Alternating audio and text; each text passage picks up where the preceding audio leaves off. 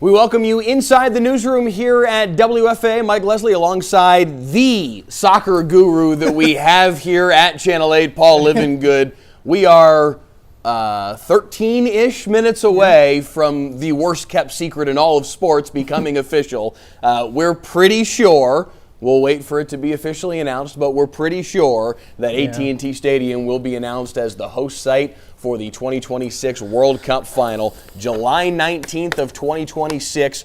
All the eyes of the sports world will be on that building right there, AT&T Stadium, for the World Cup Final. Again, there are other possibilities, SoFi in LA, MetLife Stadium in New York. You had a dark horse we were talking about before we came on the air that's interesting and worth consideration, but chances are good it's going to be AT&T Stadium, and it's going to be a very celebratory atmosphere in Arlington very soon. Definitely. I mean, today's the day, right? You know, so like you said, it's the worst kept secret in sports. It's been reported on, I don't know, three, 4 times in the past 2 years. ESPN twice. The Sun, a publication out in the UK, reported it as well. And every single time these rumored reports come out, we reach out and they're like, oh no, we don't know yet. So if it wasn't AT&T Stadium, I would be very shocked. Yeah. Again, it has been reported multiple times over here. Let's not forget, we're talking about a sporting event that is arguably the biggest sporting event in the entire world when it comes around every 4 years. It's probably either the World Cup Final or the Super Bowl that's the biggest singular event in sports. And your answer to that question probably depends on where you were born. If you were born in the U.S., you're probably more inclined anyway to say the Super Bowl. If you're born abroad, you're more inclined to probably say the World Cup Final. Yeah. That's the ballpark we're talking about here. That's the import that we are talking about with this event, and it is going to be huge for this region. It's going to be huge for America. We saw the impact that the '94 World Cup had on American soccer and really the advent, honestly, of American soccer. Now here we are 32 years later, and it has blossomed in an enormous way to the point where Jerry Jones wants to have the World Cup Final at his stadium. Definitely. I mean, like you said, '94, it was the first time the United States ever hosted the World Cup. It was led by Lamar Hunt, one of the founding fathers of soccer in America, and now his son, Dan Hunt, leads this regime of the Dallas Sports Committee. And so that's a really cool full circle moment for him because, he's a little kid when that World Cup came around and got to see it grow and soccer grow in America after the World Cup. But, the World Cup kind of birthed the MLS, so to speak, and his dad was at the forefront of that.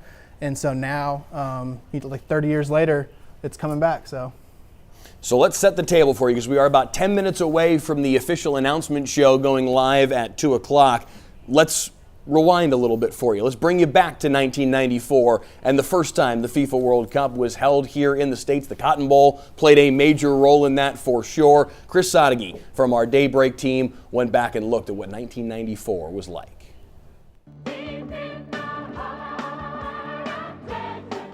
The summer of 1994. When Dallas welcomed the world. It has been great. I mean, the hospitality here at Dallas. We introduced them to... Well, I don't know if they let cowboys in. And they introduced us to... A summer FC Dallas president Dan Hunt won't forget. It was transformative. There was no bigger defining moment in soccer in this country. Major League Soccer and FC Dallas were born from that '94 World Cup. Today on a street called World Cup Way next to 17 youth soccer fields and in a stadium connected to the National Soccer Hall of Fame, Hunt recalls the '94 Cup wasn't a hit right away. America really wasn't ready. The '94 World Cup is credited with bringing a youth soccer boom and eventually helping build stadiums like this one. But rewinding back through our archives, we found that North Texas was a little distracted. The Cowboys had new rings and a new coach. The Rangers had a new park. That's why Dallas picked me so high. And the Mavericks had a new kid. And though the world knew it was a big deal, local fans and media, not as much. It did not fill up for the first of 6 games to be played in Dallas. It was a novel thing. It wasn't understood by most Americans. But a generation of soccer fields, facilities, and players later, we understand now what's coming in 2026. It will be the most financially successful of all time. So this time, don't expect empty seats. In Frisco, I'm Chris Sadeghi. You know, there will be no empty seats this time around, that is for sure. I mean, the way that soccer has grown in this country over the course of the last 32 years since that, I guess it's 30 years right now. I'm already fast forwarding like it is 2026. 30 years since 1994. The way that we have seen this sport grow in this country has been remarkable. I know for you, I think you were saying earlier before we came on the air, you were 2 years old in 94 when they had the World Cup here back in the early 90s. I was 7 myself. I don't have huge, I remember, but only just kind of vaguely. Yeah. I do remember, though, MLS becoming a thing and how that was kind of grown out of that moment, and how soccer did begin to finally really at least seize something of a foothold in this country. But we talked about the World Cup Final being obviously what everybody's talking about right now, and it's the biggest match that there could be, so of course that's going to draw a lot of the attention. There are multiple possibilities, though, and AT&T Stadium is figuring to get several games here. Yeah, I mean, that's the whole crux of it, is that, you know, all the eyes are on the final, but there's potential. They're looking to host, 6, 7, 8 games, each equivalent to the economic impact of a Super Bowl for each one of them. And so, I mean, just looking at the past World Cups that have been around, the final has either also hosted a semi, also hosted a opening match. In some cases, they've hosted the third place match as well. So it's not just the final; it's also hosting these other big matches in the knockout stages as well. Mm-hmm. Let's talk through some of the other possibilities. Again, it will be a rather seismic shock if it's not AT&T Stadium for the final. Mm-hmm. But SoFi Stadium in Los Angeles, certainly a contender. Brand new, beautiful building in LA. MetLife Stadium, the home of the New York Giants and New York Jets, a contender as well. And take the fans at home through. You were talking with me earlier before we came on the air about a possibility in Mexico that would be, maybe there would be some sentimentality to bringing it to Estadio Azteca. Yeah, so I mean, I could see if there were a crazy headline to be put out there, this would be the first stadium in World Cup history to host 3 World Cup final matches. Azteca also hosted when Mexico hosted there was once in the 80s. Where did it go? 1970 and 1986. And so each time that they hosted the World Cup final, then the final was at Azteca. So, I mean, if there were a dark horse stadium to do that, I would expect that one to be the one that they would name. And you got to imagine at the very least Azteca is going to get a high-level game, a big high-profile game, just to be able to draw everybody's memory back to those moments in the 70s and 80s. Definitely. Potentially a semifinal as well, potentially the opening match. You were walking me through, there have been a number of World Cups where there have been examples where the host site for the World Cup final also hosted the opening match, also hosted a semifinal, maybe hosted all 3. Yeah. There's a possibility that the eyeballs are on AT&T Stadium multiple times over for some of the biggest and most high-profile matches, not just the final. Yeah, definitely. I mean, just written down in my notes, I have, when it was in Russia, the final match there hosted all 3, semifinal, final, opening match. You have, when it was in Germany, the Johannesburg, they also had the final and the opening match. So, I mean, there's a potential to have all the, and also with the opening match, you get to host the opening ceremony. So that's a big deal as well. And that just brings another bit of pageantry to whatever stadium gets that honor as well. Mm-hmm. We're talking about a stadium in AT&T Stadium that is going through already just in the last couple of weeks. The Cowboys did them a favor by finishing their season early and letting them get rampant on the renovations to AT&T Stadium as early as possible. $295 million worth of renovations being done to that building over the course of the lead up to the World Cup. They are expecting significant changes to that building being necessary, including raising the field level. Yeah.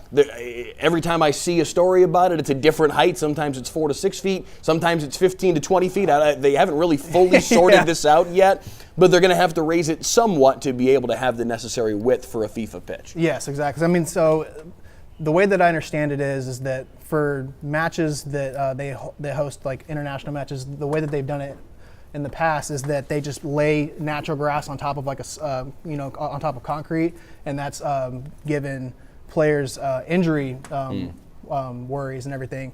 And then so not only that, but if you look at the way the AT&T Stadium is constructed, you have those little suite boxes like on the field. You don't have the ability to use the whole field like other stadiums do. And so I don't know that for a fact, but that, like, common sense tells me that that's why they want to raise the pitch to make those dimensions, is because you can't physically take those suites out. And so raising the pitch and 15 feet is pretty gnarly. The pictures that have come out, because they've posted a photo of, it's like just the corner flag, and it just looks so weird to have like a raised surface on top of the turf that's there. So I don't know. It's going to be interesting to see. It is going to be rather expensive to make all of that happen. I've seen a lot of different potential sources of that money. A fund across the state of Texas that helps to bring events like this to the Lone Star State, being part of who will be responsible for or will help with funding that effort to get them to the point where this stadium can host a World Cup level match and have the field be wide enough.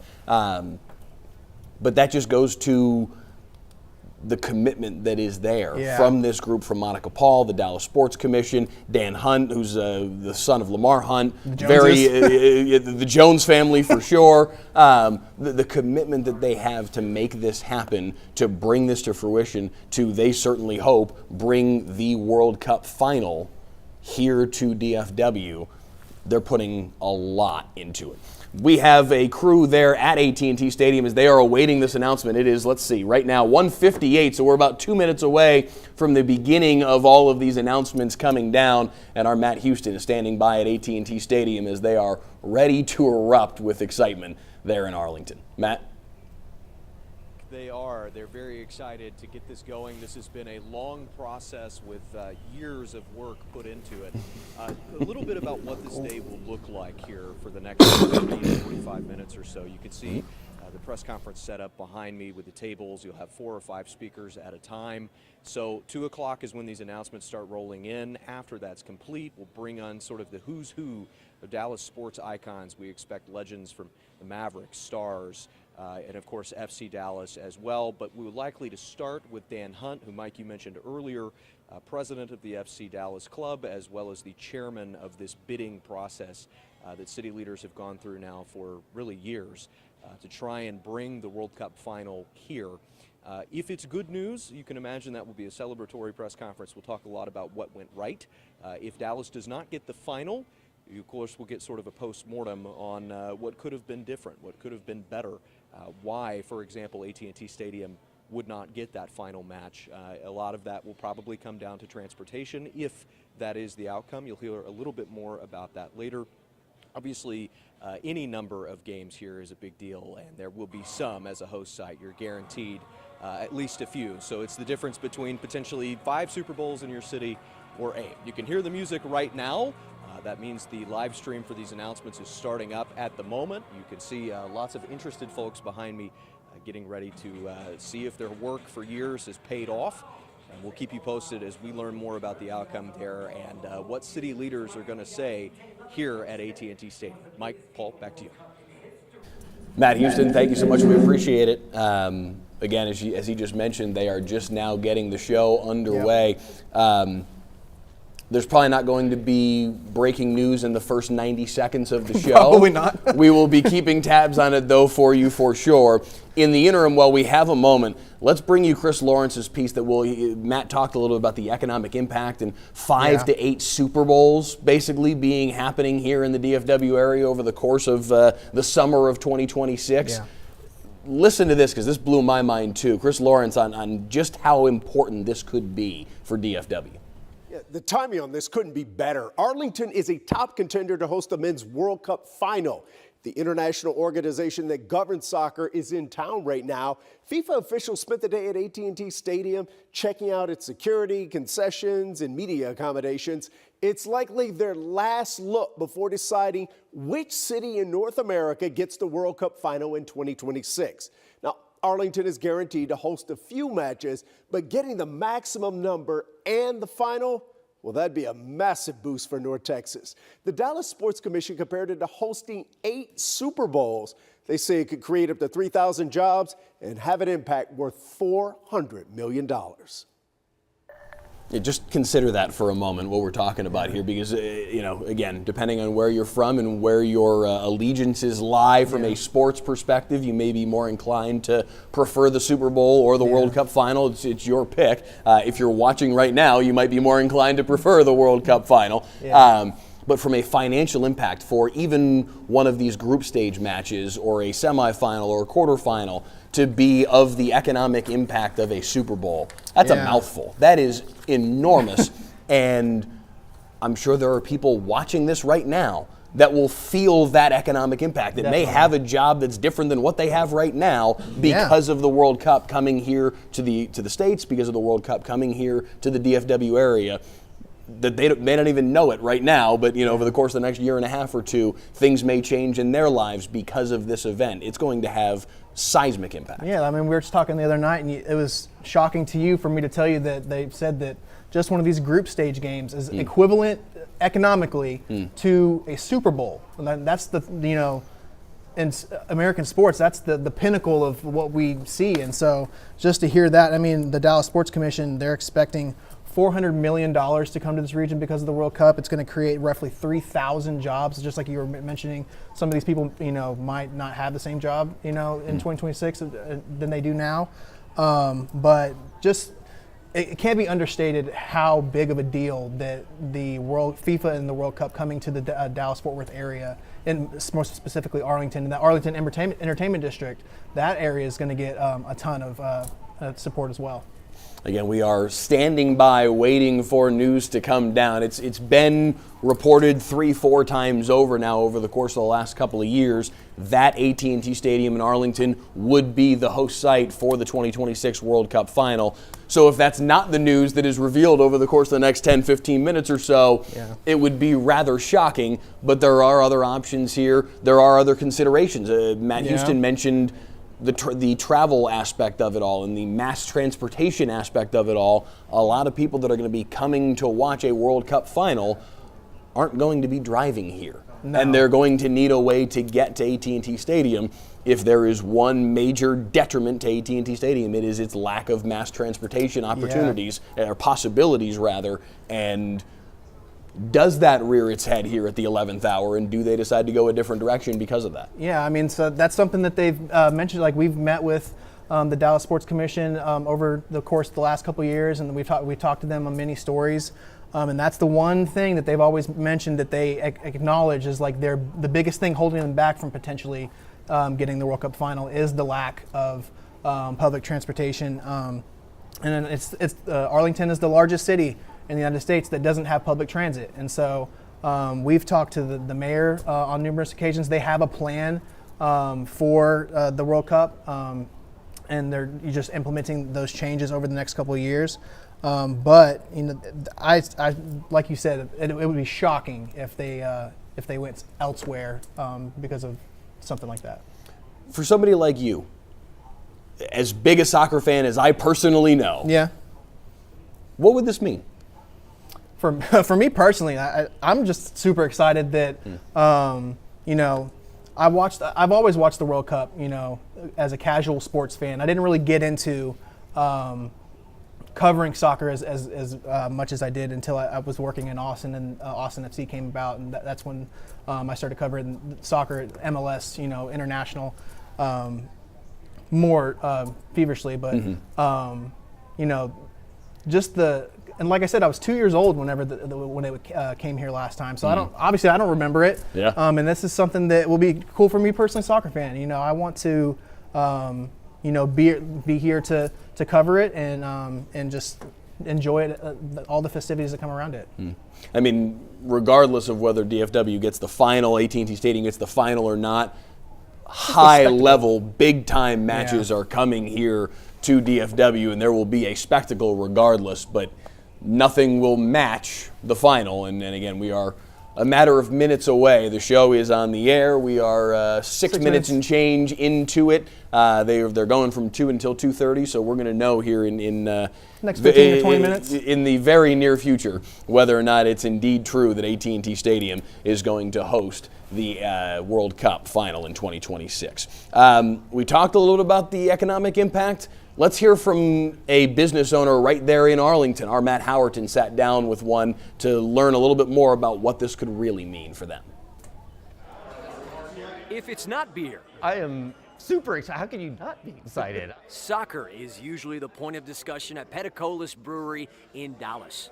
And Thursday, It's the pinnacle. There's no bigger sporting event. the possibility of AT&T Stadium playing host to the World Cup Final was on tap. It's going to be a huge day in this city's history for sure. Michael Peticolas is the owner here, a soccer nut who loves hosting watch parties for the men and women's national teams. Well, we had the Super Bowl. Super Bowl's nothing compared to the final of the World Cup. Rumors have swirled about the World Cup Final being played at AT&T Stadium, the latest coming from the British tabloid The Sun, reporting that not only the final will be played at Jerry World, but the main base for FIFA will also be in North Texas. This is Peter Welpton. He hosts The Kick Around, a soccer-oriented show on the ticket. Not only is there AT&T Stadium that will hold somewhere around 100,000 people, but there are 2 other giant stadiums next door within walking distance that could also host viewing parties and other fan events. FIFA hasn't confirmed the Sun's report, but said an announcement is coming on February the 4th.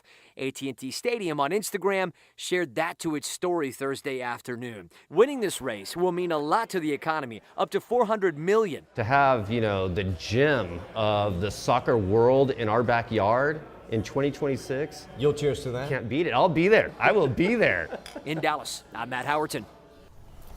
So we have news for you already, just coming down in the last 30 seconds or so. The opening match will be held in Mexico City at Estadio Azteca, the stadium we were talking about before, that hosted the World Cup Final in 1970 and 1986. Some symmetry there to bring the opening match back to that location and kick off the 2026 World Cup in style there in Mexico City.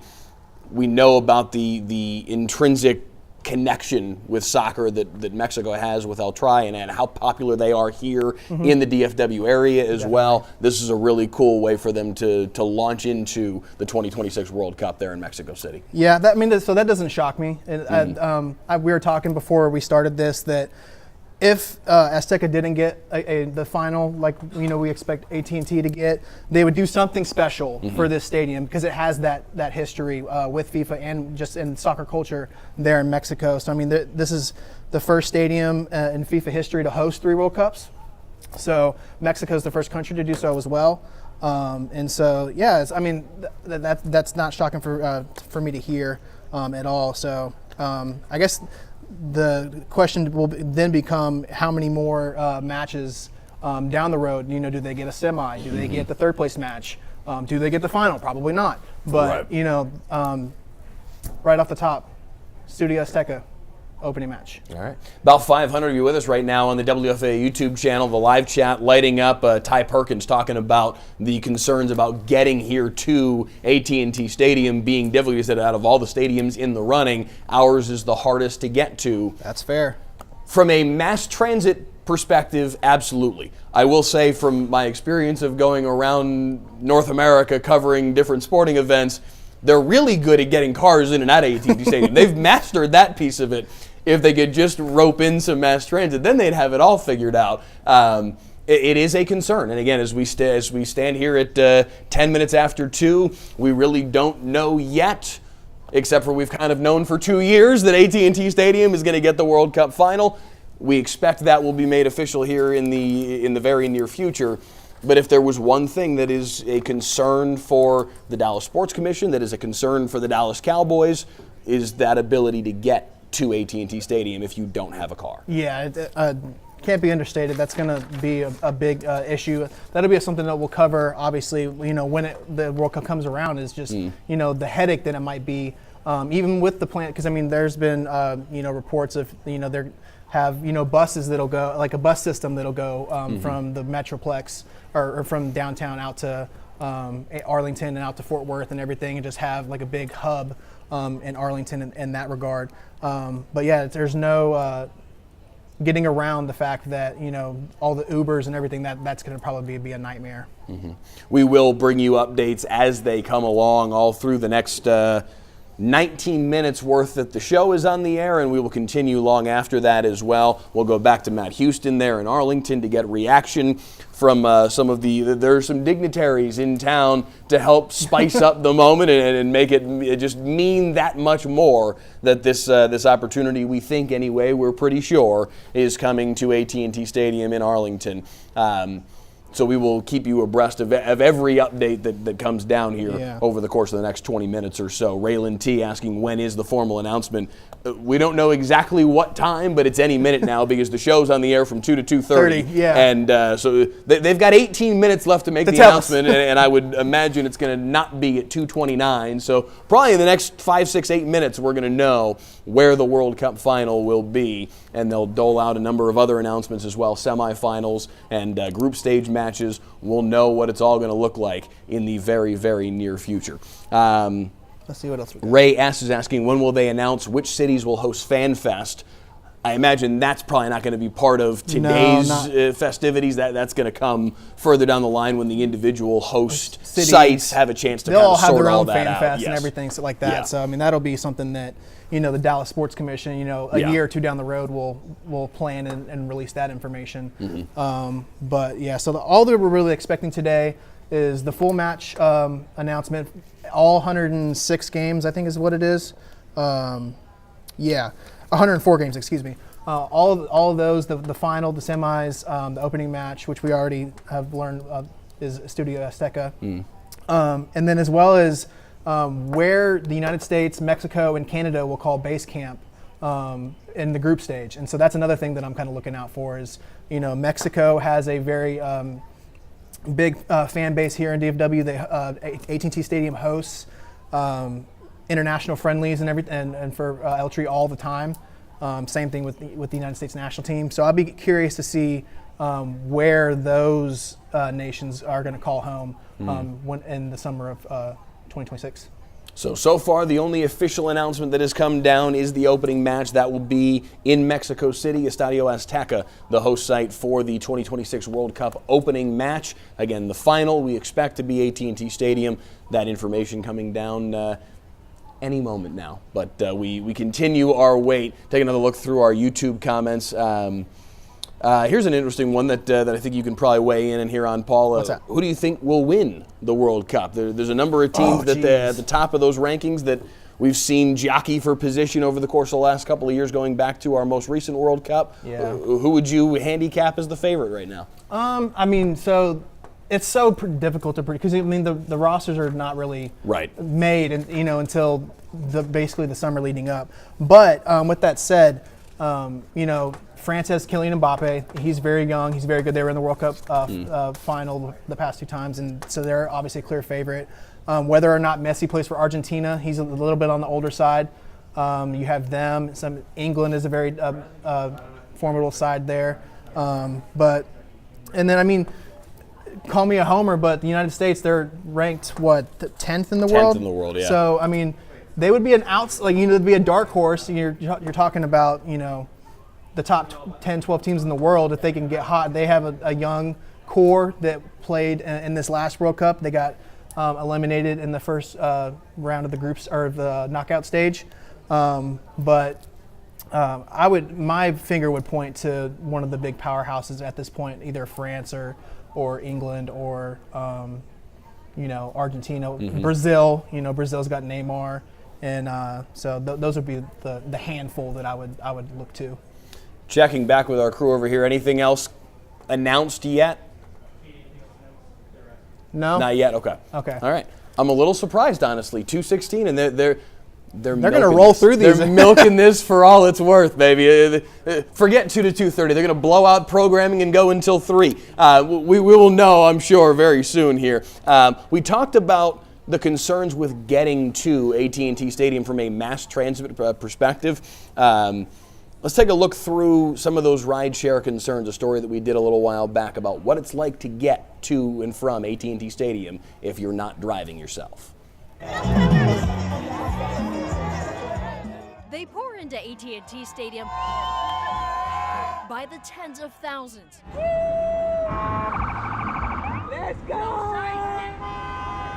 Bumper-to-bumper traffic doesn't stop loyal fans. Go Cowboys! Woo! How about them Cowboys? From showing up for America's team. First game and it was awesome! Coming to events and games is smooth, but fans tell us trying to get home after the game is a different story. AT&T lot 13, we have a fight in lot 13.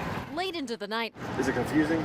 It's very confusing. our cameras capture something that's not quite right. Well, we're trying to get an Uber. It is an absolute nightmare. The Uber ride canceled on us because they didn't want to travel over here to get us. The Uber driver can't find us. The stadium's rideshare lot crowded. The one that canceled on us just picked up another group right here. And when I told them where I was going, they hung up and canceled because I guess it wasn't further enough to make them enough money. People counting on rideshare apps to get home It now says looking for drivers, even though I already had a driver. found chaos. It seems a little disorganized. It would be nice to, it's hot. Dozens of people are waiting up to 40 minutes for a ride. It'll be a long night. And oftentimes, So now you're starting over again. Yes, we're starting over again. their Uber and Lyft drivers don't show up. They canceled on us 4 times. Rideshare drivers blame traffic.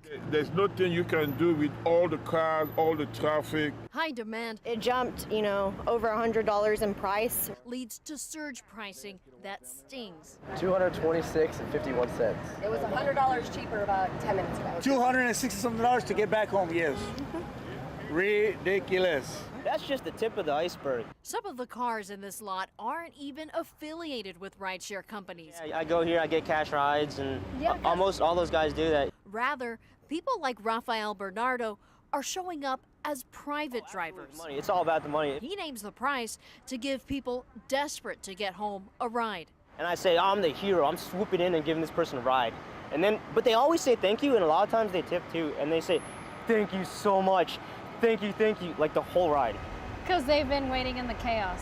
Yeah. Arlington Police warns against this. And so we wouldn't recommend any person get into somebody's vehicle that they don't immediately recognize as a party of the rideshare company or a taxi itself. From safety issues to traffic meltdowns that leave rideshare drivers in tears. Somebody just hit me from the back on the lot waiting on him, literally just now.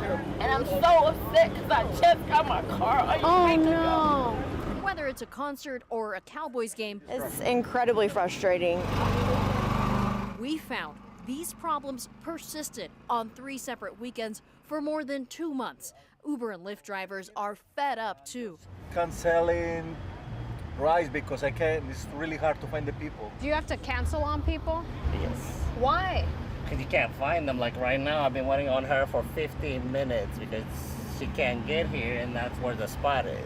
A spokesperson for AT&T Stadium declined an interview and told us the stadium has not received any formal complaints about these issues, adding the stadium has signage showing people how to get to the rideshare lot, along with Arlington police officers and other agencies directing traffic. I would say that with any major event that we have where we have 80,000 plus people coming, there are probably going to be issues that are uncontrollable. Uber told us price surge has become an issue because right now, both companies say they're dealing with a driver shortage. Look, they're taking advantage of us.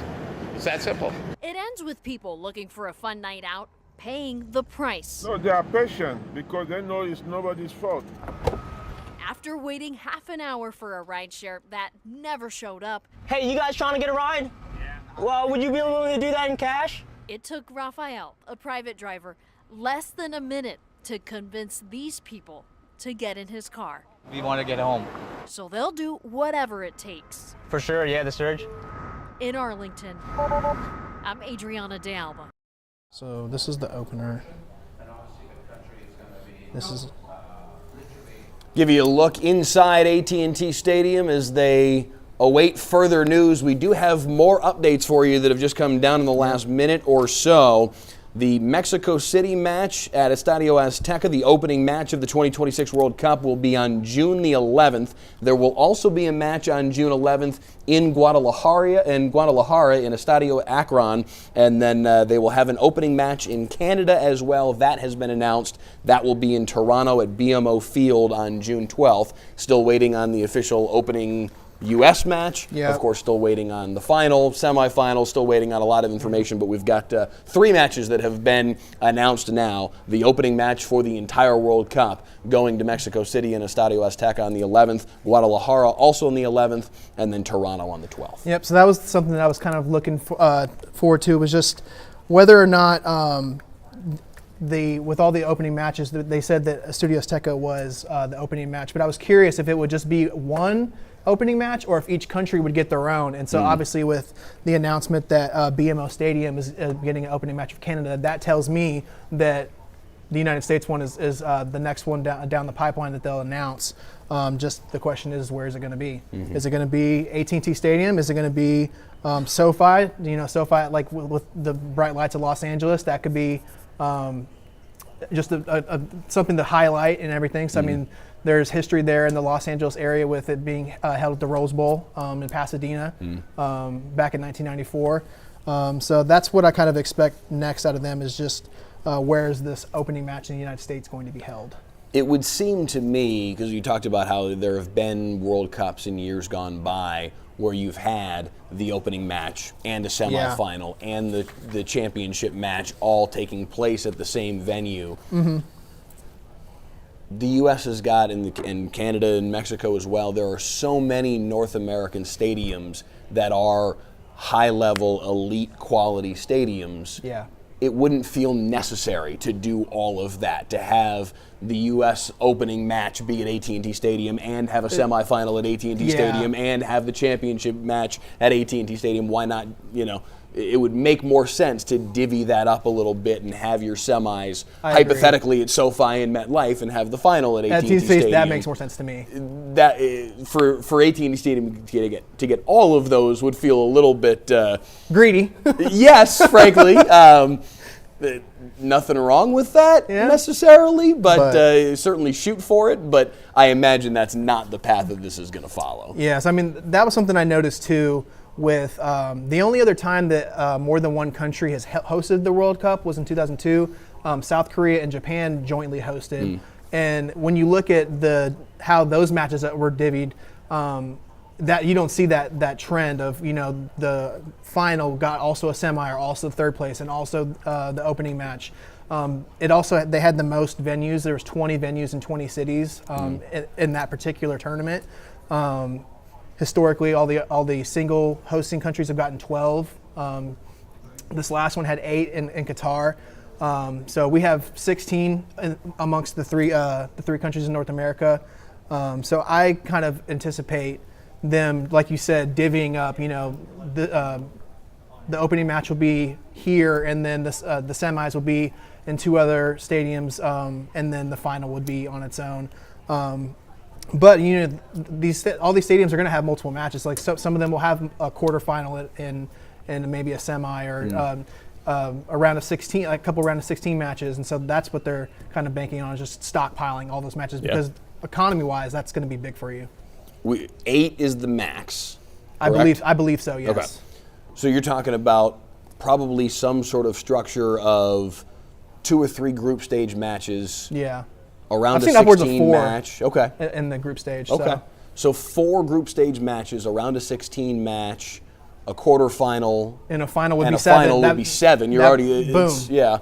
So that's kind of what I'm somewhere in that range. Yeah. Maybe like you said, maybe a couple round of 16 matches. Yeah. That seems plausible too. Yeah. Plus, we're talking about a bigger World Cup this year than we've ever seen. Yeah. 48 teams instead of 32, 104 matches to divvy up. So there's a bigger pie to get a couple slices of. Exactly. So I mean, that's even a good point that you bring up, is that in the past, all these World Cups have had, 3 or 4 group stage matches. Well, now the group stage is much bigger. You have more games. You've went up from, I can't remember. It's 80 before. So I mean, you've got 24 more games just in the whole tournament. And so you go up in teams from 32 to 48. You have more opportunities to host all those group stage matches. So there might be some stadiums that have 5 group stage matches. Maybe there'll be 6 group stage matches.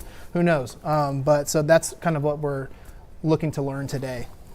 We said earlier that we didn't think it was going to go right until 2:29 before they announced where They the might. final would be. Here we are at 2:26, and we're still not sure. We haven't even learned where the American opening match will be. We know the opening match will be in Mexico City at Estadio Azteca on June the 11th of 2026. We know the Canadian opening match will be in Toronto at BMO Field on the 12th. About all we got so far, and allegedly they got 4 minutes left in the show, so we'll see how quickly they reveal this information. But you at home, sitting on pins and needles, just like the folks in Arlington are as well, waiting to learn this information. What's that? What's the YouTube chat doing? Let's see. They're saying, "Oh, please not SoFi." There you go. Listen, I've been to each of these three stadiums: AT&T, obviously, MetLife, SoFi. The one that I would be most surprised by would be MetLife. It's kind of nondescript. It's not. There's nothing wrong with it. It just doesn't really wow you in any way. 880 of you have weighed in on our poll. Which venue do you think it will be? 53% of you voting for AT&T Stadium. Our numbers are probably skewed just a tad by the audience, but that's okay. 15% saying MetLife, 17% saying SoFi, 15% saying other. Again, we are still in wait here at 2:27, waiting to find out where they will be for the World Cup final. One of the other things that they're going to need to make sure they've got in place is all of the necessary infrastructure. They've got most of it, but there's another hotel coming to the Arlington area just to make sure they are fully ready to go. A multi-million-dollar business deal is on the table for Arlington City Council. Lowe's Hotel wants to knock down this Sheraton and build a 500-room, $410 million hotel. If council approves, Mayor Jim Ross will sign the contract. This is no new debt, no new taxes. This is self-funded, and we're given some rebates. Arlington would offer $40 million in incentives to Lowe's if the deal is approved. Kathleen Roman Venable serves on the Latino Advisory Board for Arlington. She is thrilled. The development contract includes a 30% participation goal for minority and women-owned businesses. 30% can go a lot higher. I think it's important for us to be more and more involved. 30% is just a number I think women can reach for the stars. The Sheraton redevelopment project would create a third Lowe's hotel in the entertainment district. Live by Lowe's opened in August 2019. Another project, Lowe's Hotel and Convention Center, will open in February. Earlier this year, Lowe's managing director talked to us about that 888-room facility. Over 260,000 square feet, and the highlight being the 50,000 square foot ballroom, which is one of the biggest in northern Texas. If approved, the third Lowe's hotel will draw even more people to the entertainment district and more jobs. We have over 20,000 more people working now than we did a year ago. That's exciting. And I think that this addition is going to be even bigger and better for Arlington. In Arlington, I'm Scoop Jefferson. So we have one more piece of information that has come down as we have hit 2:30 on the nose. When the show is done, by the way, they will hold a press conference out there at AT&T Stadium to discuss what we've learned and talk about where they go from here. We will bring that to you live right here on this live stream in however long it takes to get them to the podium. And once we do have all this information, because it's 2:30 and we still don't have all of the information. But we do have one more piece. The opening U.S. match will be in Los Angeles at SoFi Stadium. Kim Kardashian sharing the news just a moment ago. SoFi Stadium for the opening U.S. match. This is not the World Cup final, just to make that abundantly clear, because I know all of you are probably ears up for, wait, SoFi, what do you... The opening U.S. match will be at SoFi. We still have not been told where the World Cup final will be, except for the fact that we've been told by multiple different outlets 3 or 4 different times over the last 2 years, so you basically already kind of know. That will, we think, be made official at some point. Yeah. We thought it would have been by now, so we're still... I'm kind of surprised that we're still going.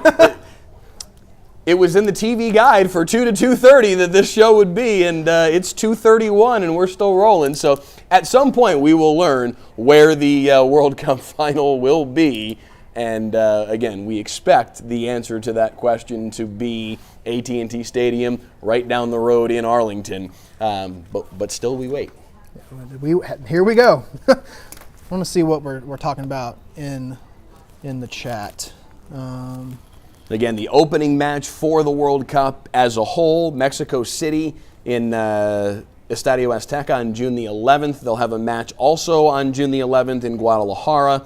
And then the opening Canadian match will be in Toronto at BMO Field on June the 12th of 2026. The opening U.S. match, the only American soil match we know as of right this moment, at SoFi Stadium. The date still yet to be announced, but that will probably be a matter of moments considering they've already revealed the location. They've given the date very shortly thereafter.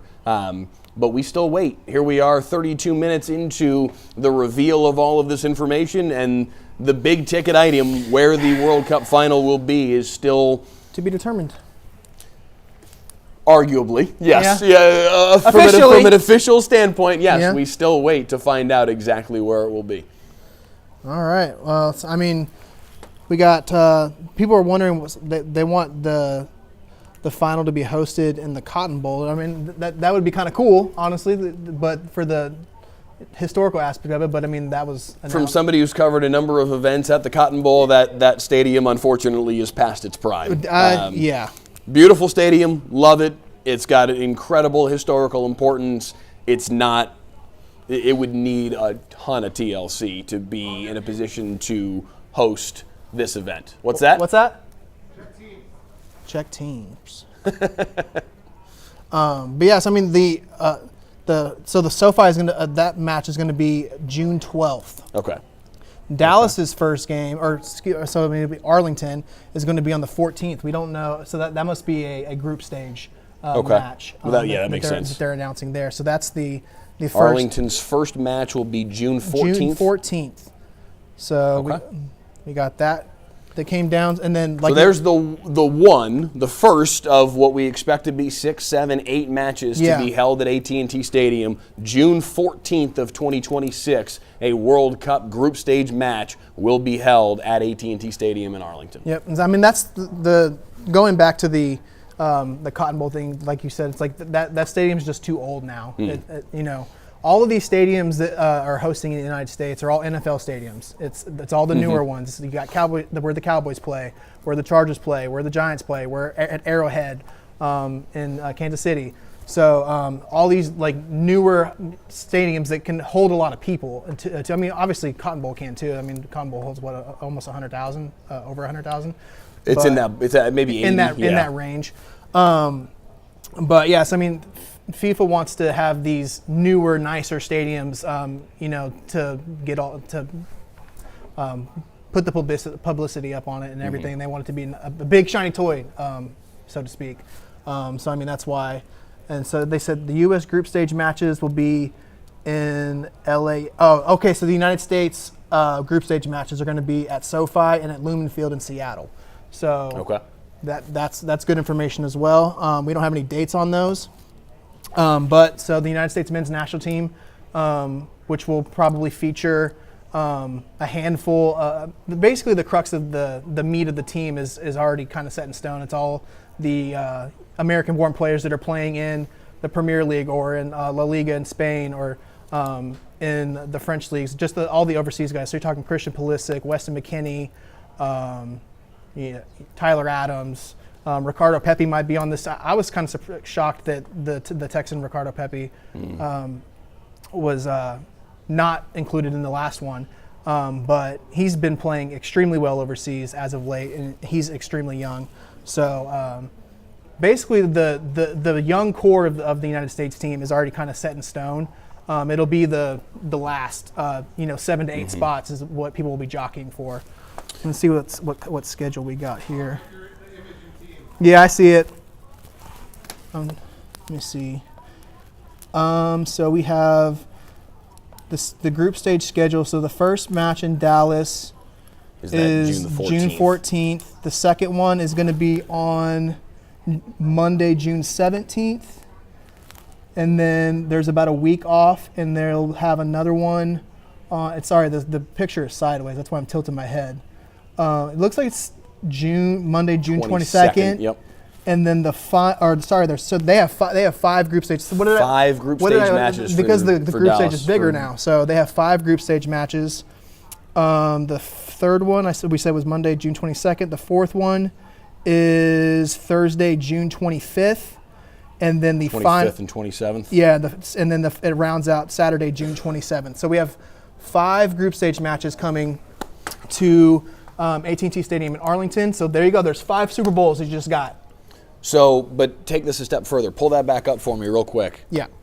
Because, and I think you could probably leave it small so you can kind of cross-reference how many group stage matches Dallas got as compared to everybody else. So Vancouver I don't got think 5. Anybody else got Seattle got 4.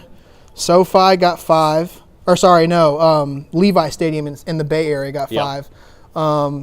SoFi has that opening stage match. The opener. Then they got 5. NRG, our friends in Houston, got 5. It looks like nobody's got more than 5, so there's no. You either got 4 or 5. Yeah, but I guess what I was trying to see is if that would telegraph, hey, somebody got 6, and that's either good news or bad news, depending on how you want to look at it for that particular stadium. Good point. Looks like all of the Vancouver, Seattle, San Fran, LA, across the board, Houston, Dallas, KC, Atlanta, Miami, Boston, Philly, New York, New Jersey, Toronto, across the board. The Mexican cities got 4 apiece, it looks like. 3 for Monterrey, 3 for Mexico City, 4 for Guadalajara. Everybody else, it looks like, got 5. Doesn't really lead you to believe one thing or another about where the knockout stage matches will go, but that is huge economic impact for all of those cities to be able to get 3, 4, 5 World Cup group stage matches over the course of the final 2.5 weeks of June in 2026. It's interesting to me that Kansas City has 4 when all the other. So maybe Kansas City, Arrowhead might, because they only have 4. Interesting, yeah. And obviously Kansas City having the connection to the Hunt family. They own the Chiefs. That's interesting. Seattle has only 4, so maybe one of those has a semifinal or so to make up for the fact that they don't have. Seattle is a huge soccer city with Seattle goodness. Sounders. So is there a bigger soccer market in America than Seattle, Washington? Kansas City is really big. Obviously, North Texas, we have the Hall of Fame here at Toyota Stadium. But, Seattle, Kansas City, and Dallas, DFW, are probably the bigger ones that are soccer markets. I just mean in terms of the rabidness of the fan base for an MLS team. Definitely. You don't see that really at a level higher than what Seattle has generally brought over the course of the last 5, 6, 8 years or so anyway. Definitely. Atlanta's in a similar conversation. Interesting. Okay, so Kansas City and Seattle both with 4 instead of 5 group stage matches. So perhaps we're trying to read tea leaves here. It's 2:39. We thought we were going to know like 20 minutes ago where the World Cup final was going to be, and here we are still rolling along, still waiting for that piece of information. But we can do this. Set your timer on your phone right now. 861 days from today, the first World Cup group stage match that will be held at AT&T Stadium in Arlington, June 12th of 2026. About 2.5 years from now, you will be able to attend a World Cup match here in the DFW area. And that will be the first of 5 over the course of a 15-day period. And so Atlanta is a major soccer city. I agree. Yeah, no doubt. They have at least in the MLS they have the biggest stadium that you can play in because they play in the same stadium as the Falcons. And then obviously the Sounders do as well at Lumen Field, and so they can really pack that place out. Let's see what else we got. Can you guys invite me to that group chat somehow? That Teams chat? Yeah, we can. They're posting in digital chat. Let me see if I can add you to it. I think the tea leaves are real there. I think that Seattle or Kansas City is going to get a match of significance. Yeah. Not necessarily the final, but I think that the fact that they got 4 and every other United States stadium got 5 means something. Again, running you through what we know so far. The opening match for the 2026 World Cup in Mexico City on June the 11th at Estadio Azteca. They will also have a match on June 11th in Guadalajara. The opening Canadian match will be held in Toronto on June the 12th at BMO Field. The opening U.S. match at SoFi Stadium on June the 12th as well in Los Angeles. The first match in Arlington will be June the 14th of 2026, the first of 5, June the 14th, 17th, 22nd, 25th, and 27th. They will have group stage matches at AT&T Stadium in Arlington. And now we're just seeing 2 group of 16 matches and 1 group of 8 match. So now you're talking about a quarterfinal as well. So that's 3 more. That's 8 in total. Have they already hit the max? I don't know if there was ever officially established a max. I think it was just generally talked about that 8 might be the cap.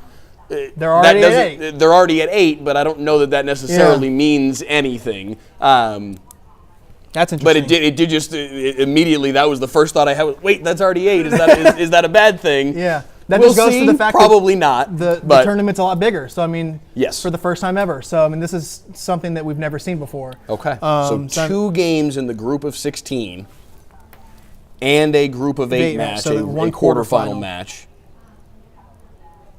And that brings the overall match total for AT&T Stadium in Arlington to 8 games. Again, June the 14th, 17th, 22nd, 25th, and 27th in the group stage, and now 3 games already in the knockout stage, the group of 16 and a quarterfinal FIFA confirms match. Dallas will have 9 games. FIFA, okay. So there's 1 more. There's 1 more to be had. I wonder what that one's going to be. Where it might be, what it might be, But what it might be. And that makes sense because if you think about it, the way that they've laid it out, there's 5 group stage matches.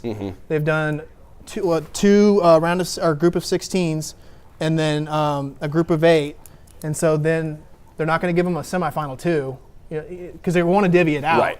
And so that, in my mind, that would open the door for the final to be Jerry World. But as has been reported for 2 years now, so again, it's not. It hardly qualifies as breaking news, but we are awaiting the official announcement of that news here any moment now. Pete also said a few sites will have 9 games. Okay. So I mean, like you said, they're gonna divvy it out. It's just a matter of which match do you get, So. Is it possibly Seattle and Kansas City that get the semifinals, or they get an extra group of 8, round of 8 game? Never mind, we will have the most. Okay, never mind. It will be Dallas that has 9, and that's it. Oh, here we go. There's a schedule. People are seeing it now. Yeah. Okay, beautiful. So there's the schedule that we were just looking at a few minutes ago, trying to. What was that? We have news coming down right now? No, okay. Not just yet. But yeah, so we have the schedule up on the screen.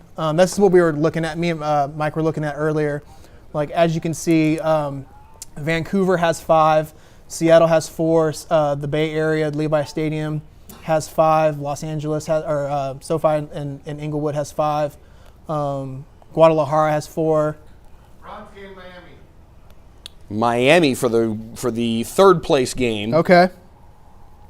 Hard Rock, that's another big soccer market. Lionel Messi came to Inter Miami. It was probably the biggest signing in MLS history, and so it has brought a resurged interest in the MLS, both on Apple and all the places that you can get their matches. We've seen him play here twice, and the attention for just to see him play, it speaks for itself. There's people that have been trying to get outside of his hotel to see where, I was at the, before this last match, there was a handful of fans that figured out what hotel they were staying at, and they were all camped outside trying to get his autograph and everything. So Miami will be a good market for them to highlight. Gianni Infantino, the FIFA president, confirming just a moment ago, Dallas will host more matches than any of the other host cities for the 2026 World Cup. 9 of the 104 matches in total. It wouldn't make a whole lot of sense for the site to host the most to not host the final, right? It just seems like that's. If we're reading tea leaves, this is where we've expected this to go all along. We're pretty sure that's what's coming down. It is just a matter of time, and the news that all of you that are watching with us right now have been waiting for a while to be made official. It would seem anyway, we are not far away from that officially coming down. Clearly, they're going to go right through until 3 o'clock with this announcement. Yeah, no kidding. Forget 2 until 2:30. But we should know here in very short order. If I were a betting man, it would make a lot of sense that Kansas City and Seattle having those 4 group stage matches instead of 5. I would imagine they they're get the semifinals. That's what I'm thinking. It makes some sense. We did just learn a moment ago Miami gets the 3rd place game. We are still waiting on semifinal sites and the final site to be made official here in the next talk about 10 minutes or so would be my guess. FIFA's milking this moment. They certainly are. Buddy, who are you telling? Let's see what else people are saying in here. People are talking about Miami's going to be huge. Yeah, that's going to be a huge deal for them. Oh, we posted a poll. Obviously, it was like, which venue do you think is going to get the final? I wonder which one. Over half of the responses came in at AT&T Stadium. So that's what we're expecting, at least. So. Yeah. Again, we will bring you to Arlington when this all wraps up, when it has been made official. Again, the expectation that Arlington will be named as the host site for the 2026 World Cup Final. When all of that does go down, they will have a press conference inside of AT&T Stadium to talk about where they go from here, how they make sure that everything is just as ready as they expect it to be come the middle of July of 2026. They got and Kevin Hart on the desk. Yeah. They're like they said, they're milking it, man. I don't know who this gentleman is, but it's what we do in TV. We ring it out for every little drop that it's worth. But again, we'll bring you to Arlington, let you hear from the people that made this happen. Monica Paul of the Dallas Sports Commission, Dan Hunt of FC Dallas. There have been a lot of people involved in bringing this all to fruition. Certainly the Jones family and the Dallas Cowboys, obviously very high on the list of people. To hear that he has the most World Cup matches out of everyone. It's the only thing in the world that matters to him. No, I mean, listen, I think this is an important moment in the lifespan of AT&T Stadium, because when it first came to be, it was this gleaming beacon on a hill, frankly, as far as stadiums go, and it hosted the Final Four, and it hosted the Super Bowl, and it hosted the first college football playoff championship game, and on and on and on. All these high-level events, and then for whatever reason, it's been a little bit slow to get anything to come back. Everybody thought, they'll have another Super Bowl there in 10 or 12 years or whatever, and here we are 12 years later, and that still hasn't happened yet, and not only has it not happened yet, they're still not on the list.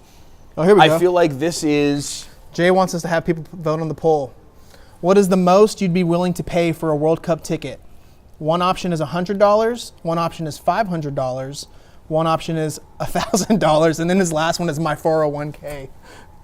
It's going to be a pretty penny to get in there. It's going to cost you more than $100 to get in, I guarantee you that. So if you're clicking $100, you're not living in reality. We'll see you in the parking lot, and that's as far as you're going to get. But no, I do think that this is a little feather in Jerry's cap to go back to the Roger Goodells and the NFL owners and then the NCAA and say, hey, listen, you can still come to my place and put on a high-level event. This is still a destination location to host an event like this. This is a very, very big deal for the future of them getting this kind of event. You think they're going to Arlington? They'll start coming to the get a national championship or All-Star game or I mean, I don't know if it's going to come one after the next, the way that it did like 2011 to 2015 because that was when you have a brand new stadium, that's what happens. But it probably won't hurt. Are they about to announce it? I'm hearing a here we go. We getting New York, New Jersey final.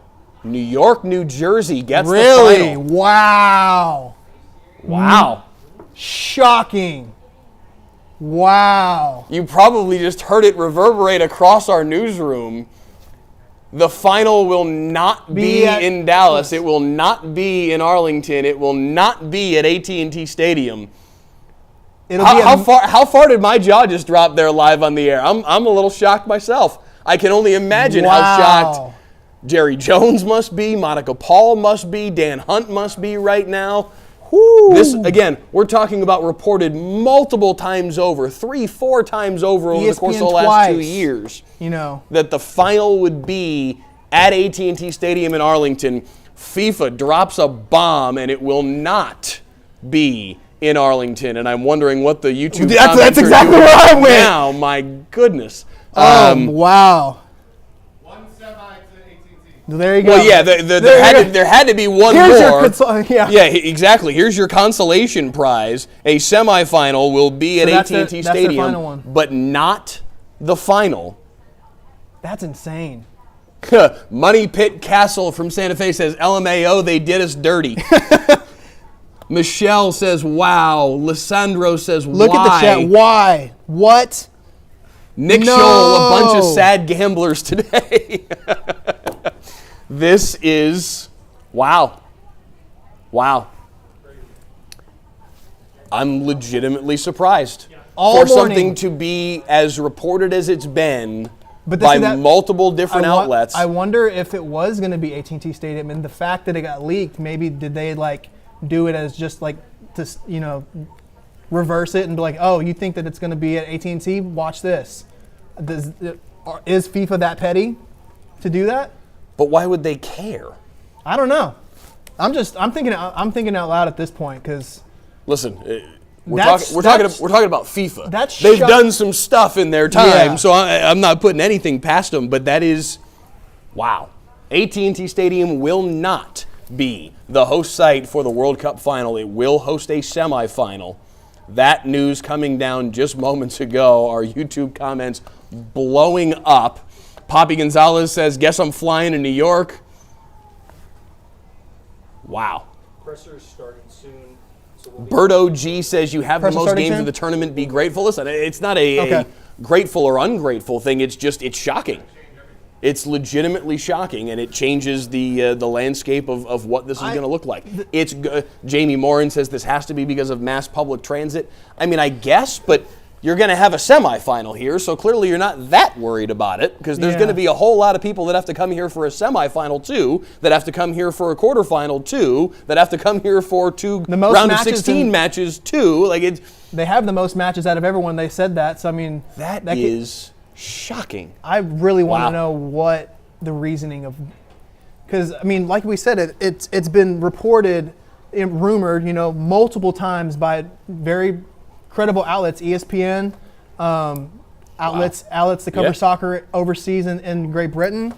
That's shocking to me that it's not going to be here. But lo and behold, we still get semifinals. Yes. No, I mean, listen, and again, going back to somebody who's commented, be grateful. You still have, the most matches. Yeah, no, 100%. It's not meant to be ungrateful in any way, shape, or form. It's just legitimately very surprising. Michelle said, "I'm so sad and mad."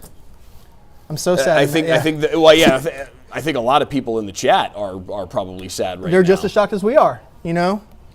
It was presented and almost as a slam dunk. It's like this is going to be the inevitable final, but not so fast. After all of that.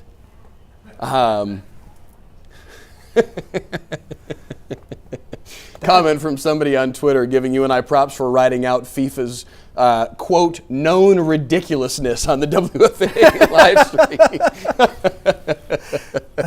That's crazy. Oh man, that was listen, we were calling it the worst kept secret. Apparently it wasn't. Apparently not. Kudos, FIFA, you can keep a secret. There you go. I don't know what else to say. That is legitimately shocking.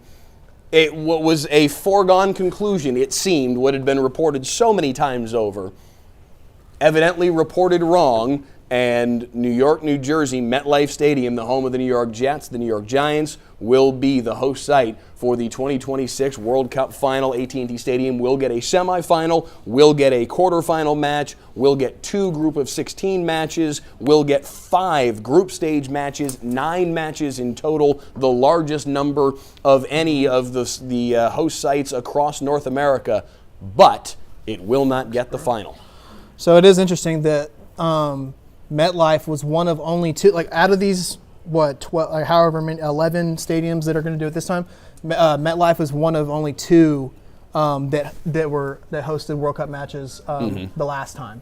So maybe they thought they've done it before. We know there's a familiarity there, because the other one is where the Foxborough Gillette, where the Patriots play. I guess no, technically nope, because Soldier Field, nope. Yeah, so it's just those two. So I mean, maybe the familiarity there played a role, I suppose.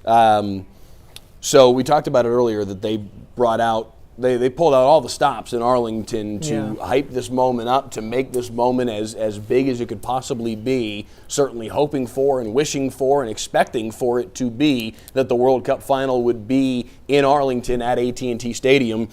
Dirk Nowitzki's there, Paxton Pomykal of FC Dallas is there, Emmett Smith is there, Marty Turco's there. They are all expected to be at the podium here in a matter of moments. Monica Paul, of course, of the Dallas Sports Commission. We expect to talk. Dan Hunt of FC Dallas, and also ties, of course, to the Kansas City Chiefs. We expect to talk.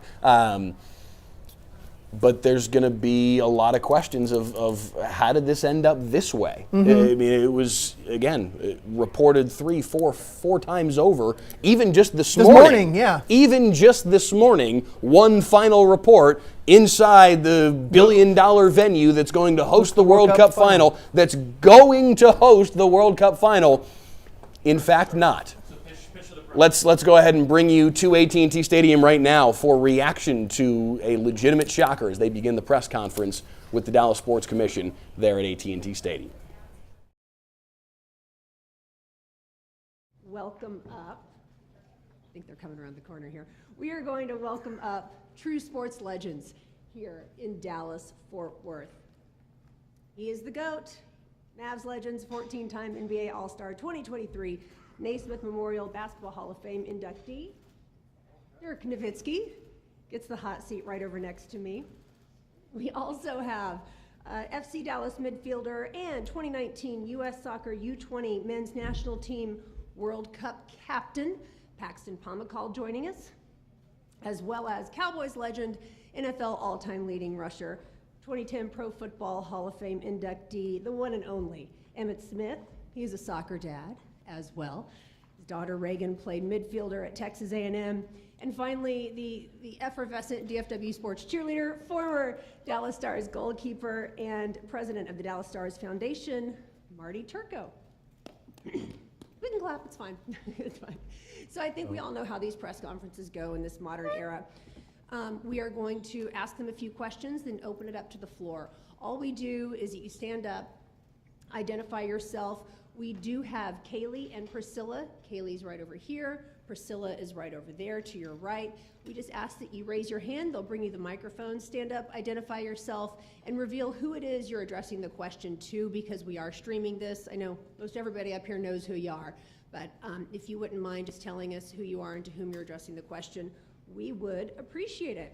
But as a recap of the news, Dallas will host the most matches for FIFA World Cup 2026, 9 matches total, which really is remarkable, plus a semifinal, 5 group stage matches in North Texas, June 14th, June 18th, the 22nd, the 25th, and the 27th. So as we think about this, and the eyes of North Texas, the eyes of the world really, will be in all of us right here as we host the most prestigious sporting event on the planet, the World Cup 2026. No greater event in the world, just plainly put. What's your reaction to this, Dirk? Well, good afternoon, everybody. I know there were some disappointed faces down there, but I'm thrilled. I mean, we have semifinals of the biggest sporting event in the world, so I'm excited for this region, for North Texas. We're hosting 9 games. We can show what a great city, what a great region we are, how diverse we are, and so it's going to give a lot of opportunities to a lot of people in this area. So I'm excited. World Cup semifinal will be an incredible atmosphere and in obviously state-of-the-art facility here. So I'm not too disappointed. I'm thrilled. Paxton, what's your reaction? Yeah, welcome everybody. Thanks for coming out. Similar to what Dirk said, you know, just growing up in Dallas, how cool is it that we're hosting a semifinal of the biggest event in the world? So I'm thrilled. Hopefully I'll be attending. Hopefully US is playing and I'll be playing, but if not, hopefully I'll be attending. Like Dirk mentioned, the stadium's incredible, the city's incredible, all the effort that everybody's had to put in the background that nobody sees. 9 games. It's a testament to the work that everybody's done in the city, from the mayors all the way down to the last person that worked on this thing. You guys crushed it, and we couldn't have done it without you. So thank you for all of the effort you put in, and we get to host the most games because of it. So pretty happy. Well,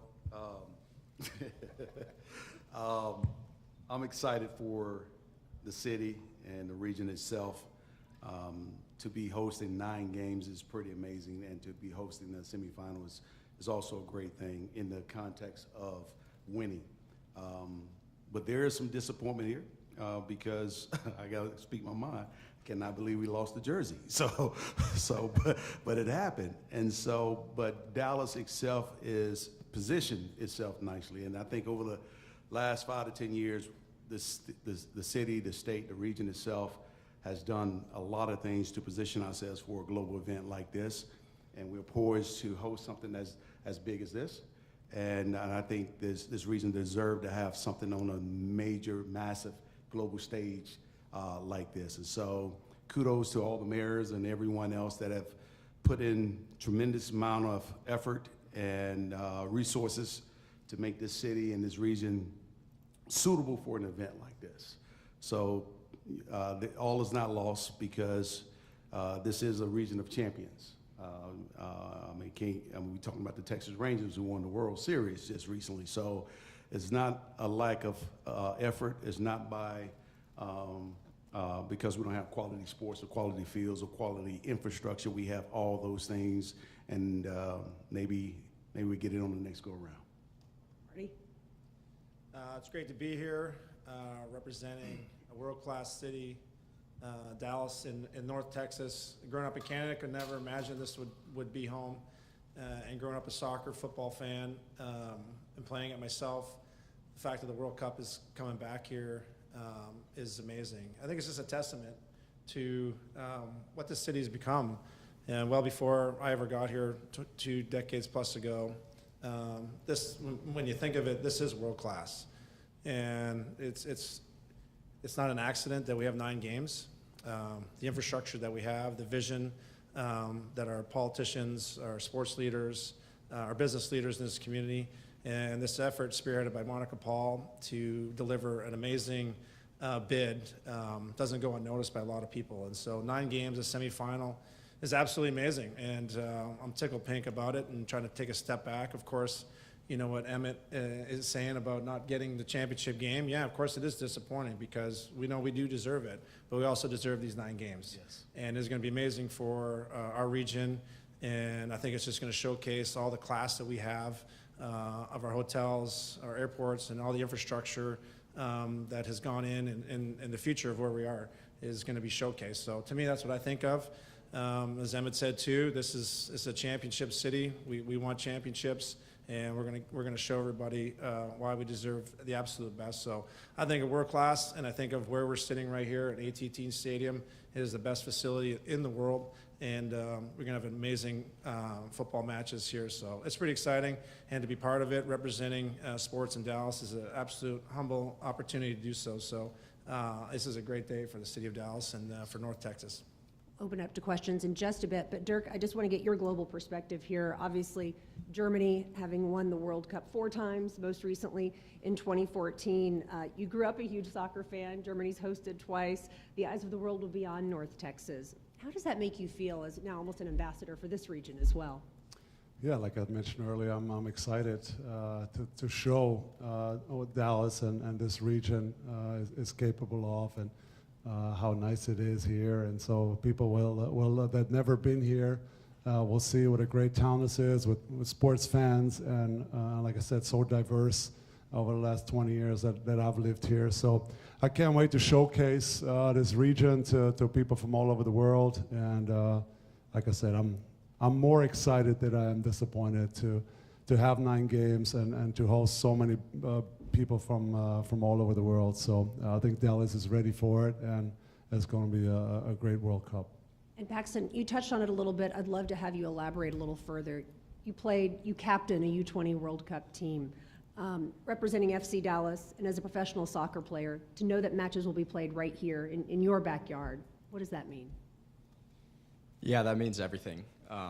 Growing up in Dallas, obviously there's other sports that might be highlighted a little more than soccer, but at the end of the day, soccer, football is it's the world's game, and I can't overstate how excited I am for my friends from high school to see what that brings from different cultures coming here.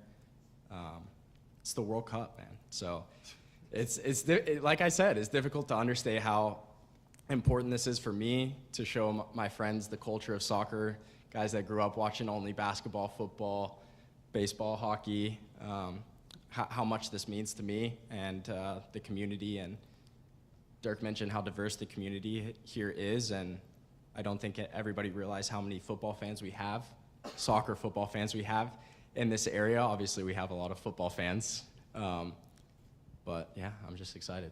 And Emmett, you are a famous soccer dad. Again, I mentioned Reagan playing midfielder for Texas A&M. I mean, we know that the men's game lifts the women's game and vice versa. What does this mean for a family, and for a family who's watching soccer and interested in getting into the sport? Well, what it really means is that you get to see one of the largest sporting events around the globe right here in your backyard 9 times. And for kids that are from diverse background, they get a chance, if they haven't been introduced to it, they get introduced to it. So globally, it's a beautiful thing, and it's a great thing for the region itself to have 9 games, so you can get a chance to go out and see some of the best soccer players in the world come right here up on and ascend right here up on this region and this city. And so for families who are supporters of sports, no matter what sport it is, this is a tremendous opportunity to get engaged and to introduce your kids to things that they probably have never seen before or might have a chance to see now that it's on a global stage. And for the entire region, well, we get a chance to showcase our talents and our abilities to put things in place like great stadiums, great facilities, et cetera, roads and bridges and everything else, along with the infrastructure to support all that.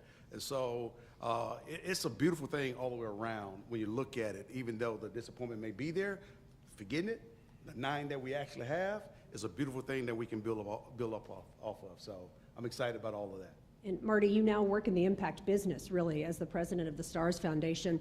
As we're preparing the world here, to welcome the world here to this region, what sort of impact do you think this region can make in the years leading up to 2026? Yeah, I mean, the largest tournament in the world, all the eyes and focus will be, on North America, and us having the most games is significant.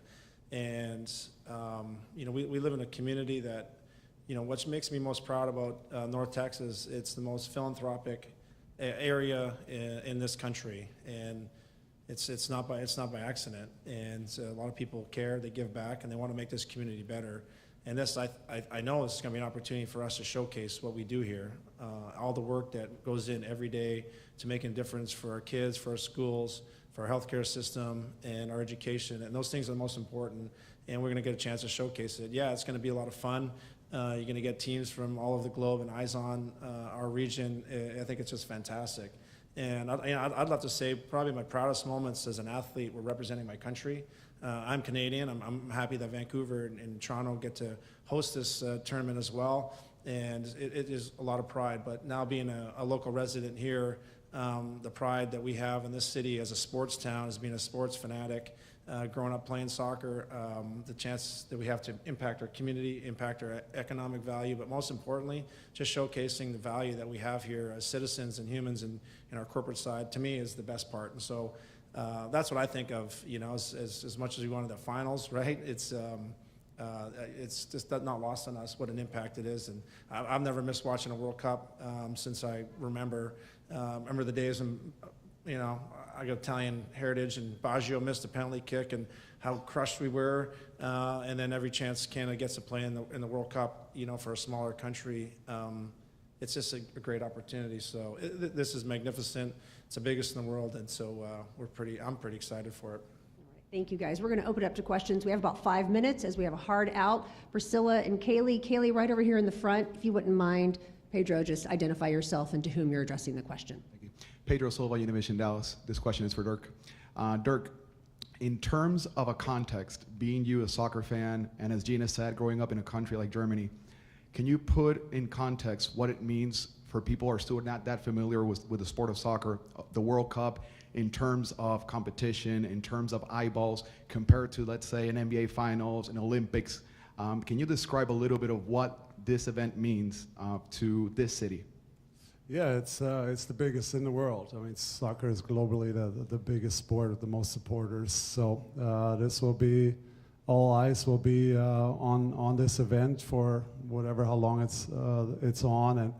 And yeah, I grew up in Germany, where everybody has soccer in their DNA. And be quite honest with you, soccer here in this country came a long, long way. When I first got here 20-something years ago, the league, the MLS, obviously has gotten better, has expanded. You know, back in the days with Beckham coming in, I think that opened up a whole new sport in the U.S. And of course, it could still come a long way, but I think it's incredible what the league and the sport has done. So.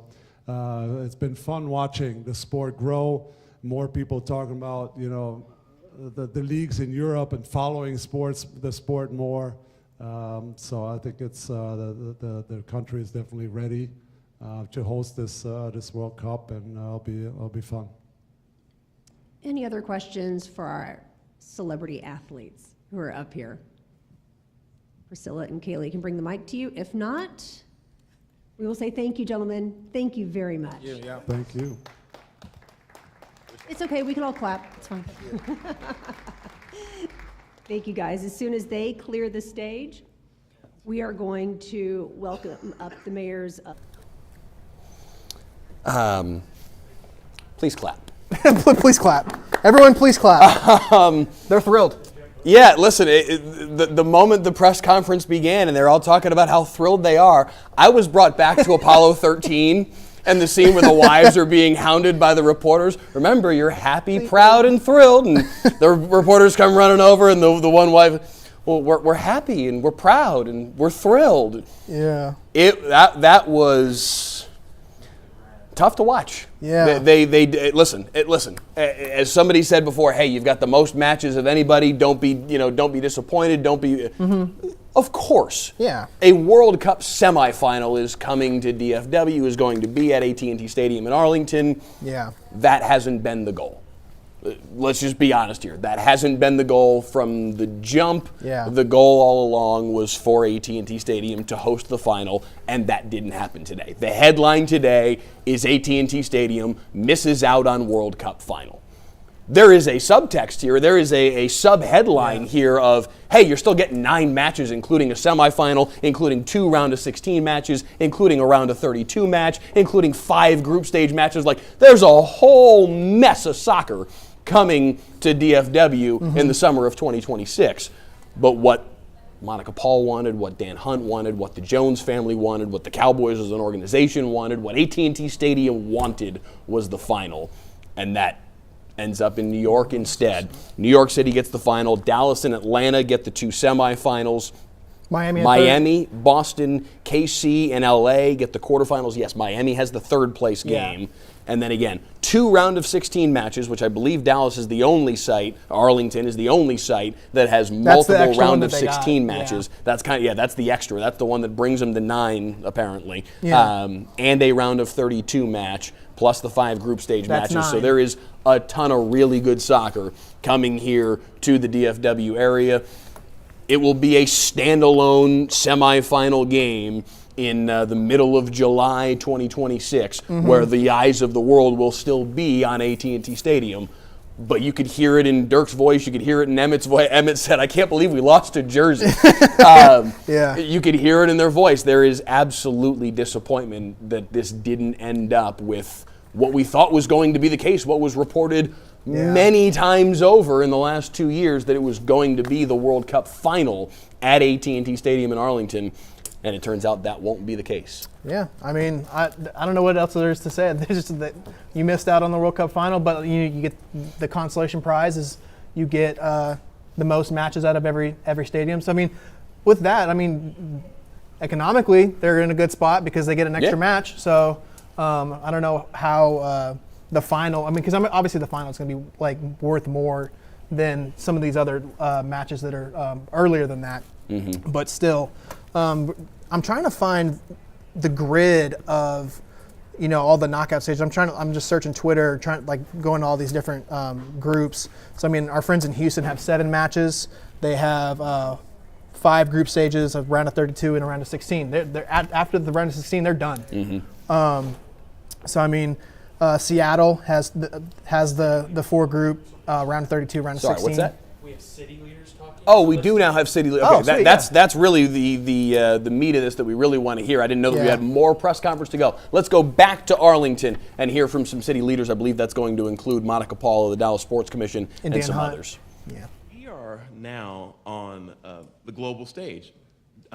Dallas has worked hard to be in a position to be able to host something like a World Cup. And so in my mind, what we need to be doing right now is immediately pivoting towards the business at hand, which is hosting the world's biggest party in 2026 and making sure everybody has a great time. We have the opportunity now to host the world here in our neck of the woods. 9 games is a lot of games, and I think there's something to be read into why we were given that responsibility to host so many games. We're going to have so many people from around the world here in our city, and we need to do everything we can to show them why Dallas is an international city and why Dallas is on the global stage. And so that's my focus at this point. It would have been wonderful to have this historic final game played, but to have a semifinal and 8 other games played here,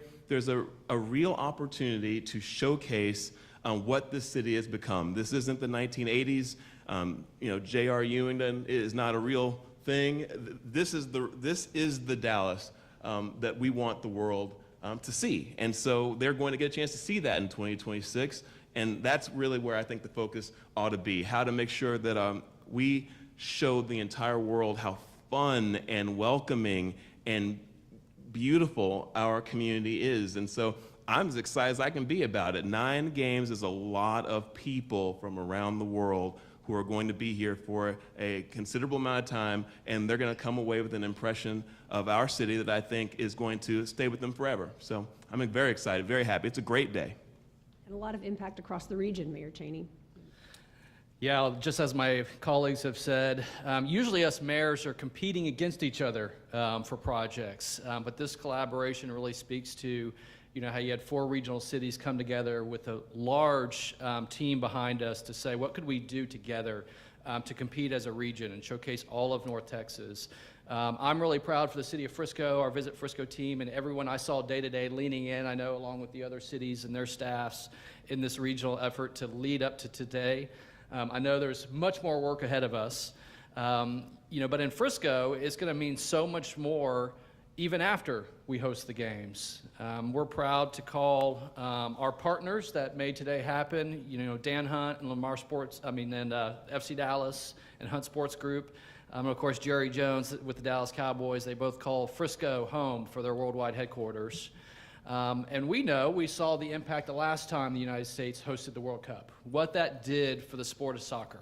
It really put the sport of soccer on the map in the United States and gave Lamar Hunt the confidence to say we can start a Major League Soccer league. And it's continued to grow. Soccer's gotten more and more impact.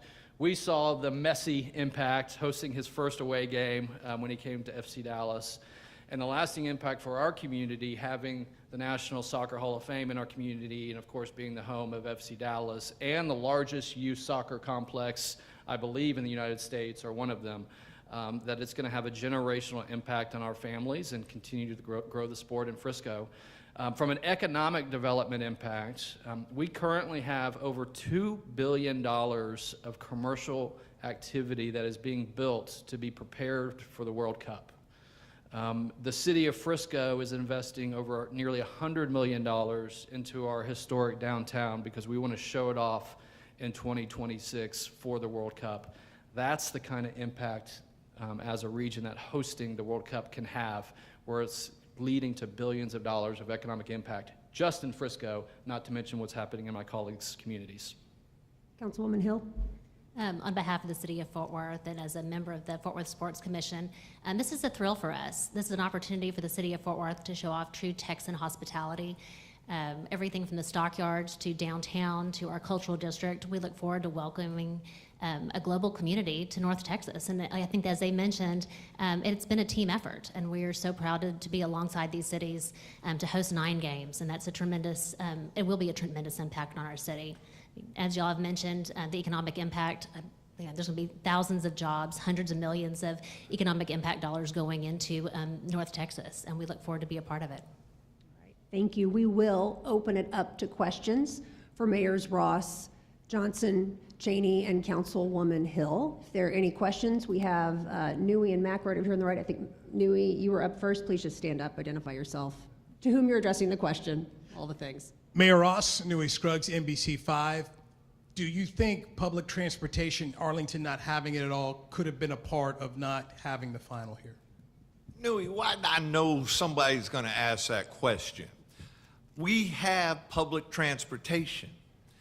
Let me tell you, if you've ever been to a Cowboy game, if you've been to a Ranger game, if you've been to the World Series parade where we had 750,000 people come into this city, they moved in and out just fine.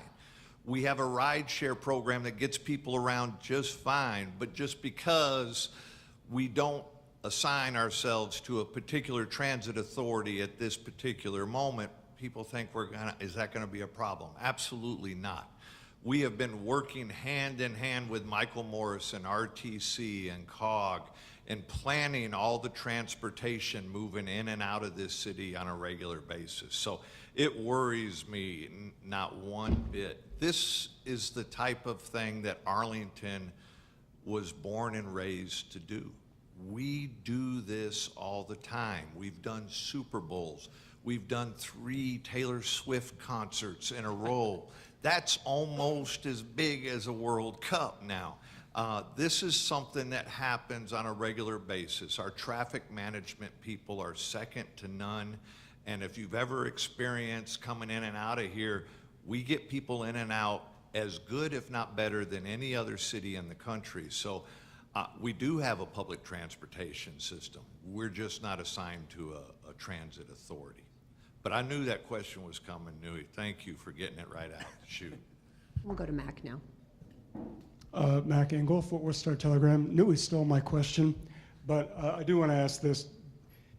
Given the fact there have been so many reports for the better part of a year that Arlington and Dallas and Fort Worth were going to get the finals, and to not get that, the disappointment here feels kind of tangible. Did you all believe those reports that that this city was going to get the finals? Are you asking any particular? I knew it was up in the air. FIFA has been very good about keeping things close to their chest and not getting the word out prematurely. There was a leak out that we were going to be the final game a couple of weeks ago. I contacted Monica Paul. She was directly in touch with FIFA. We knew that was just a rumor. We had no proof of any of that. So, yeah, I mean, we all wanted the final game. Instead, we got 9 of them, and I'm happy with that, and a semi. So I think the world will see what North Texas is made of. Last question for our mayors right over here. The last question. Mayor Ross. Can you identify yourself, please? Yes. Isaac Appel with the Shorthorn. I noticed that you and the mayors and the councilwoman are sitting in front of a sign that says 26 Dallas, but all 9 games will be played in Arlington. Now that we know how many games there will be, how will you and city officials work to build up Arlington's global reputation as well as Dallas and Fort Worth? You know, let me just say this. The better Dallas reputation is, the better it affects Arlington. The better Fort Worth is, the better we do. The better Frisco is, the better we do. The better Arlington does, the better they do. I jokingly, Mayor Cheney and I did a panel together, I don't know, a couple of years ago, Jeff, wasn't it? And they said, well, introduce yourself and tell something you're proud of. And I said, well, I'm Jim Ross, Mayor of Arlington. I'm proud that we don't allow the F word to be used in Arlington. And the F word's Frisco. Because they do so many things really, really well. And I meant that as a compliment. But that's how I feel about that. Listen, Dallas is the biggest city in North Texas. It makes logical sense to call it the Dallas World Cup. It doesn't faze me. It doesn't bother me. I don't care. I know they're being played here, but we have teams that are playing in Frisco. We have teams that are playing in Fort Worth. We have teams that are playing in Dallas and teams that are playing in Arlington. And when those games go on, we all do better. So I'm happy that Eric Johnson City, Dallas is named here, and they're all coming here and they're playing in Arlington, but they're staying and practicing and going. They're staying all over North Texas, so we're all going to get the benefit of it, and we're good with that. All right. Mayor Ross, Mayor Johnson, Mayor Cheney, Councilwoman Hill, thank you so much, and congratulations again. As they exit. Y'all didn't clap for us when we did all those players. I'm glad you said that. I'm glad you said that. So as we. Okay. They really want everybody to clap. Yeah. You said it. It's a little testy. It's a little testy in there. Everybody's a little.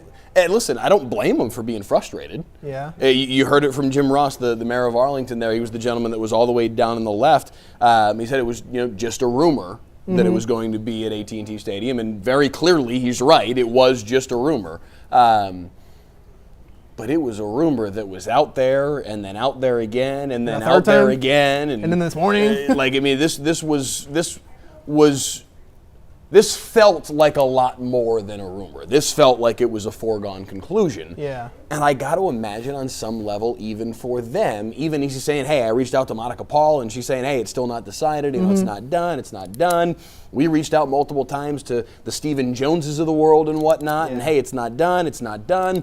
Okay. And clearly all of that was correct. True. I think that there's a reason why you never saw WFAA report it's going to be at AT&T Stadium, because we were never able to confirm it. Yeah. Clearly there's a good reason why we were never able to confirm it, because it was never actually confirmable. But when it gets reported this many times, it kind of feels like, okay, there's something there. When it gets multiple times by ESPN and another time by The Sun, a major publication overseas that covers soccer, certainly more in depth than we do here at Channel 8. It felt like, okay, this is happening, and for it to not, it does feel like the carpet was just ripped out from underneath. All four of those folks that were just standing there on the dais a moment ago. I don't know how you do. That's why I say I don't blame them if they're a little testy, if they're a little frustrated, if they're a little, hey, why aren't you clapping for us? I don't blame you for being frustrated right now, because this felt like it was done. This felt like this was Jerry Jones is speaking now. Let's see what he has to say about all of this. Now, this was a fabulous come from behind effort, tremendous effort led by the two people on each side of me right here, but a fabulous. See, the competition was dealing with the perception of a coastal of a New York or a Los Angeles. If this were totally being played to just America and the United States, that wouldn't have been such a formidable thing to overcome. But internationally, that's formidable to overcome. This team came that close to overcoming it. Now, we have 9 games, and that comes out too fast. Too fast. When you say that, it ought to be 9 games, because that's the kind of impact that it will have here. We will, as far as anything we can do in our organization or as far as our venue is concerned, we will act like that it's the final game. In every game, we will act like it's the final game, because we want to show them. And we want to show them not only what this area is about, but we want to show them why this stadium is here to begin with. This stadium could have been built for a lot less and a lot grander scale just for the Cowboys to play in, because you could have had a great place for 100,000 people to watch the Cowboy games every game. The rest of what was committed and why this stadium is here like it is so that John Madden and Al Michaels can talk to 30 million and 40 million people and talk to them about what it's like to be in this stadium, not just the 100,000 that are in the stands. So while we want to really, really emphasize what we're going to do to the throngs of people that will come for these 9 games, and we're going to do it upright, we'll assure you that we will take each one of these games and we'll use every ounce of anything the Cowboys are about, anything the Dallas-Fort Worth area is, North Texas is about, everything Texas is about. What we had to sell was, we believe that we represent in the center of the country what America's about in our way. And we believe we show the future. And we tried to sell that, and we wanted the committee of them to buy into that, as opposed to going to one of the other coast of New York or Los Angeles. It was a hell of a battle.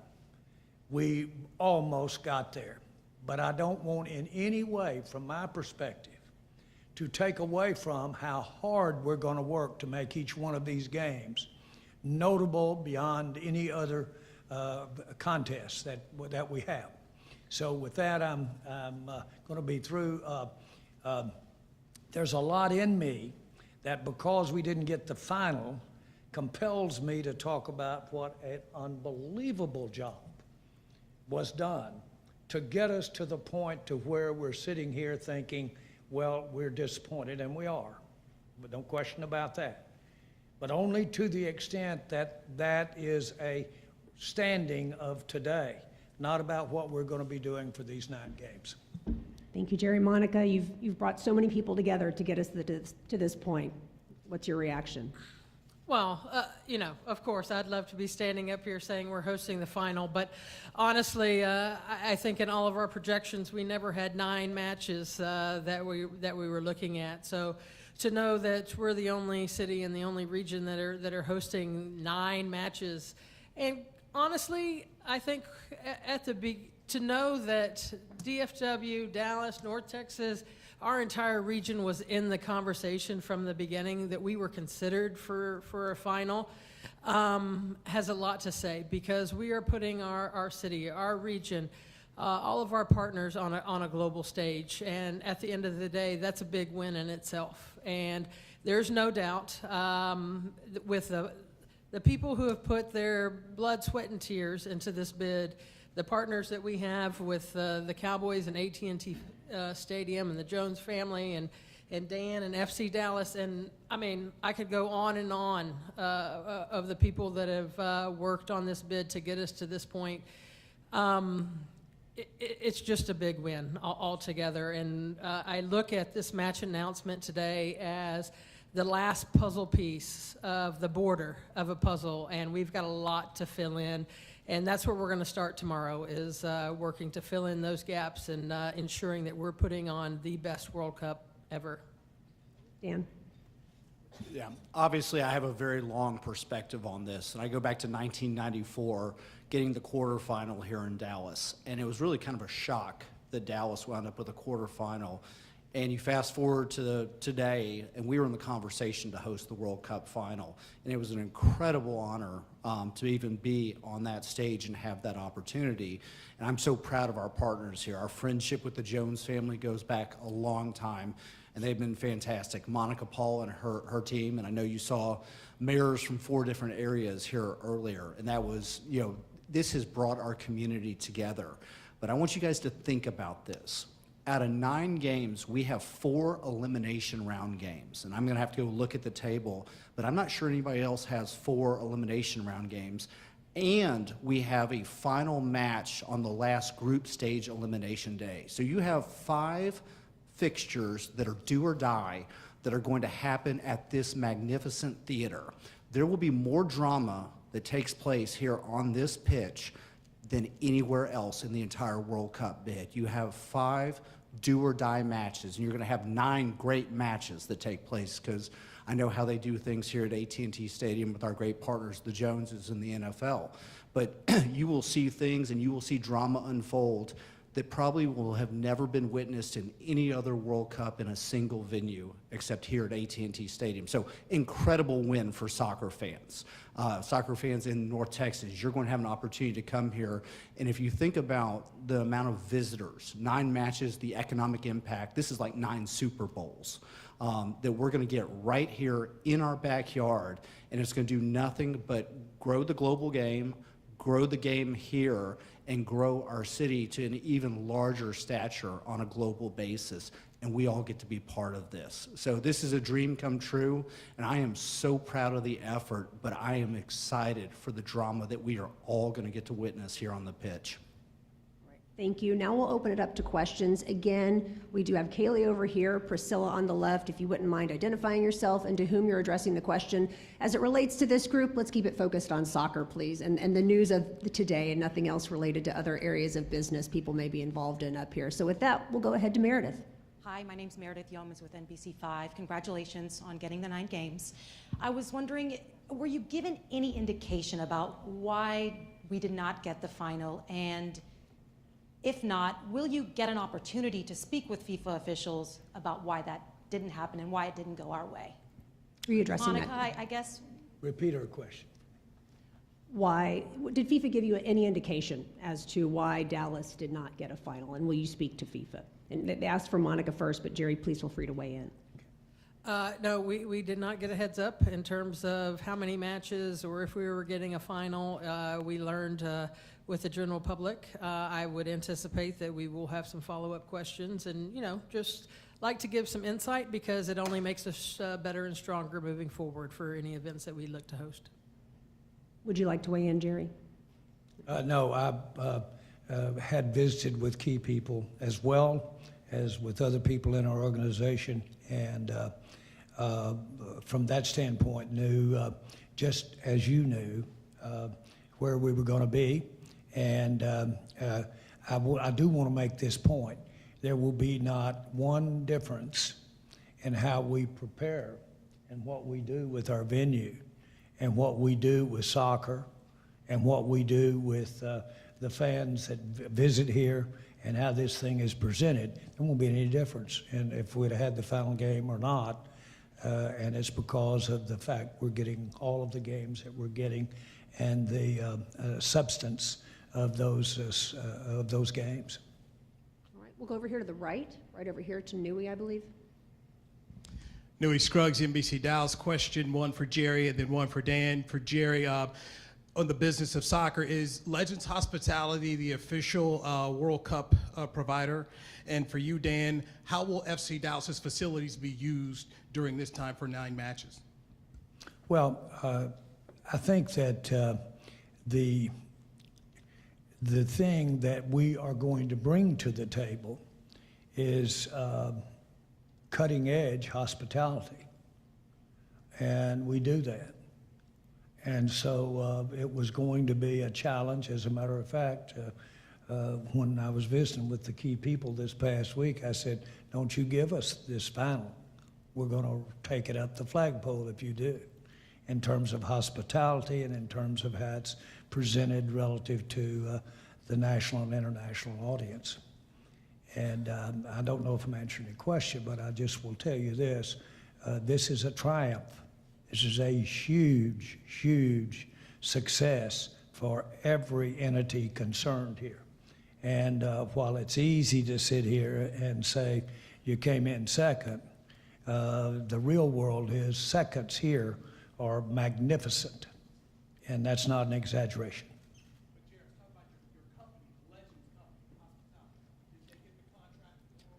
Again, that remains to be seen, and that has different parts to it. The fact that we're having the games here to begin with, Legends is here and runs his stadium, so Legends will be very involved in these 9 games, and many of these venues across the country, Legends has been very active in the building of them, the selling of the seats and the suites. So 60% of the venues Legends has been involved in. And then Dan. Yeah, Nui, thanks for your question. And again, the benefit of having 9 matches is now we believe that there will be more visiting national teams that pick the Metroplex as their home training center, with the probability of having matches here or having elimination round matches. But what we're waiting on is for the referee headquarters to be designated. If we are so fortunate to have it at Toyota Stadium, then it's my belief that we would only have 1 visiting national team. I believe if we don't have that, we could have 2 visiting national teams pick Toyota Stadium.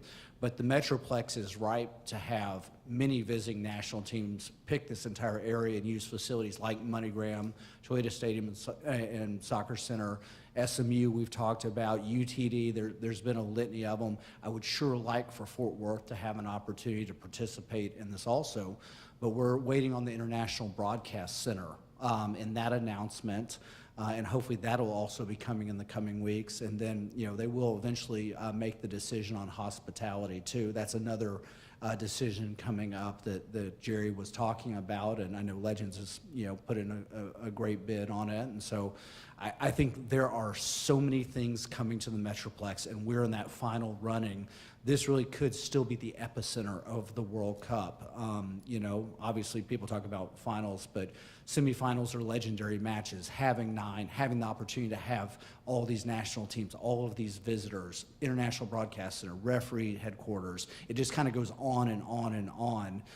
Our legacy of this 2026 World Cup will last not generations, but I think for much further than that. All right, we're going to go straight back to the center. Jeff Kolb with Fox 4. For all 3 of you, how confident did you feel about your chances to get the final match, and what gave you the most confidence in your bid? And then for Dan, what would your father think of this moment? Yeah, so look, I know this for a fact because, and FIFA was very guarded. There was no inside information. They ran a very quiet process. I know we checked every box and put forth the best bid that we possibly could. So I'm really proud of the efforts that everyone has done here across all the different cities involved in all the communities. You know, my father he loved this game, and his story in the game of soccer is not like anybody else's. He didn't grow up in a time when soccer was being played. He fell in love with it for different reasons, and his final push to get him over the hump was the '66 World Cup Final. In '67, he decided that his hometown of Dallas, and I see Kenny Cooper out here, was ready for professional soccer with the Dallas Tornado. And we always kid that he was about 40 or 50 years early, but that was the legacy of the World Cup. The '94 legacy was Major League Soccer, and Kenny Cooper Jr. is around here too. I saw him. Can we all imagine what the legacy of the 2026 World Cup is going to be if those 2 other pivot points are what created soccer to what it is today? I think he would be thrilled. My dad always loved the underdog. He viewed soccer as a little bit of an underdog story in this country. But soccer is no longer the underdog here.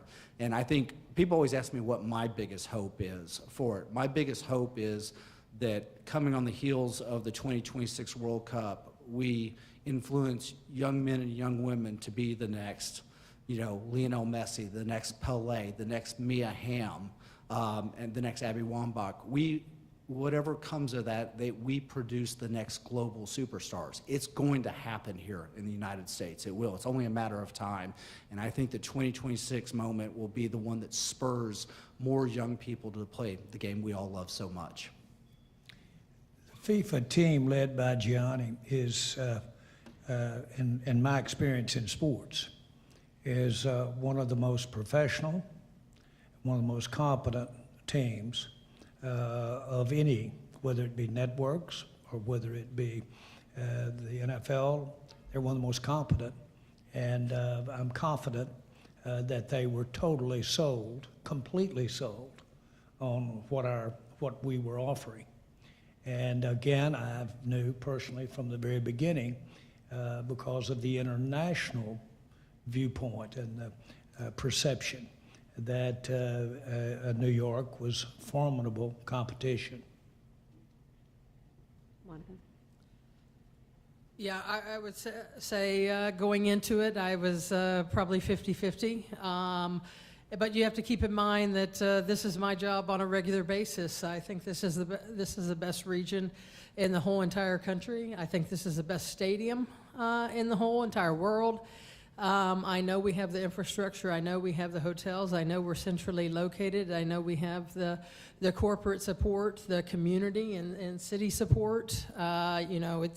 We're talking about earlier that this is a regional effort, and more than ever, it's going to take all of our cities, all this entire region to come together, because the entire world's eyes are going to be on us. So did I think, and very much like Jerry said, that the perception of going up against a New York, New Jersey was something that we weren't sure we were going to be able to combat. But at the end of the day, we're now in that discussion, and the whole world, Dallas, DFW, Arlington, North Texas, has been in that discussion here over the past, to a certain degree, maybe 7 years, because that's how long this bid has been going on.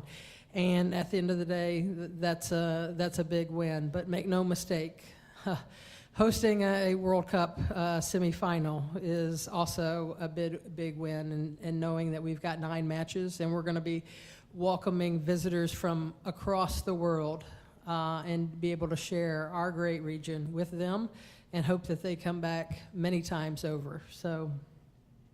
We have a question back here in the back, right over here, and then we'll go over to Skylar. This question's for Monica. Monica Clayton Neville with KLIF WBAP. So now that we know 9 games, is there an expected economic impact with 9 games, and what could the International Broadcast Center add to that? Yeah, so we had not done a forecast for 9 matches, I'm going to be honest. And so we will engage our economists and do a lot of research here over the next month, 2 months. They know that it's coming once this match schedule. It was the last critical piece, and we'll have some updated figures from an economic standpoint, from just overall expense standpoint that we'll be able to share and be able to pinpoint and have a good figure. I know there's some numbers that are out there that were based on a study that were done, probably 6-7 years ago. And truly probably more so off of 4 or 5 matches, and now we have 9. So I'm not going to say they're doubling or anything like that at this point. We need the time to be able to do this right and do the research on our side. Thanks, Clayton. I think we're going to stick back here in the back to Skylar. I think that's Skylar. Skylar Dixon with the AP. I'm not sure which of the 3 of you is best for this, but could you walk us through some of the logistics of field installation, the cost, who pays for it? Will you lose any permanent seats? The quick turnaround back to an NFL season when it's all over? Jerry. Okay, I think probably I'm the best, but it's one of those open-ended numbers. And so we're going to do what it takes to get it done. And as I, of my own volition, mentioned a minute ago, we're going to do the same thing with the pitch and going to do exactly the same thing that we would have done with the stadium had we had the last ball game. So I don't know what that is, but we're prepared to do it. It's many millions of dollars, and I know that is not a good number to hang your hat on, but I don't know exactly what the final bill will be. by the time we get it done. It seems like sports is a lot like that. You don't know what the end amount is. But having said that, I just can't emphasize enough, this is easily the most significant sports event that has taken place in our region in North Texas. Easily, going and away, the most easily. What is important is that this area, our area, and our mentality and the interest there is in just sports in general, but certainly the enthusiasm for soccer, we will take it to a level that the infrastructure and the criteria they used, they didn't anticipate. I've done that in sport, and I know how it works, and I know what this area can do, and we will take it to another level. And when they're through with it, but showing it nationally and internationally, it'll be at another level. And so I'd like to have added the final game to it, but we're going to make it go up the flagpole. All righty, it looks like there are no more questions for Dan, Jerry, or Monica. Last call. All righty, congratulations again. This is truly a moment to celebrate the accomplishment of this milestone.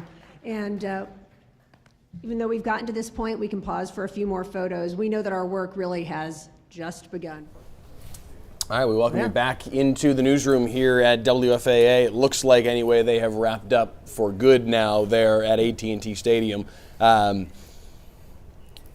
Jerry Jones tried to, honestly, Jerry Jones, I think, may have been the most honestly disappointed of anybody that we've heard to this point. Yeah. He's probably the most seasoned of all of them at coming out and talking after a loss, so it fits that he was adept at that. Yeah.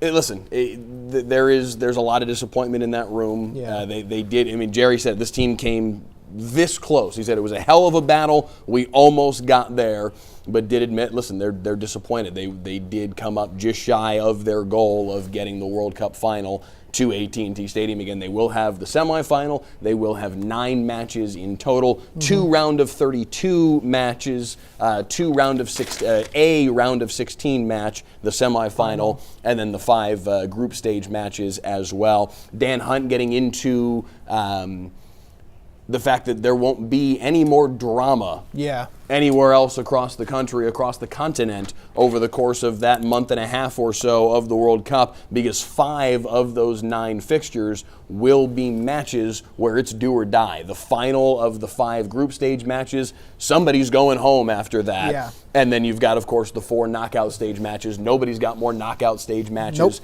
than DFW has, than Arlington has. There was a question directed to the Arlington mayor about when are you going to put Arlington on the signage instead of Dallas.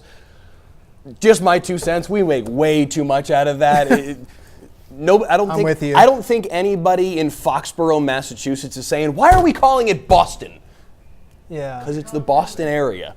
It is what it is. It's the Dallas area. It's the DFW area, whatever you want to call it. It's not a slight against Arlington or Frisco or anybody else to call it that. As even the Arlington mayor said, Dallas is the biggest city in this area. We make way too big a deal out of that.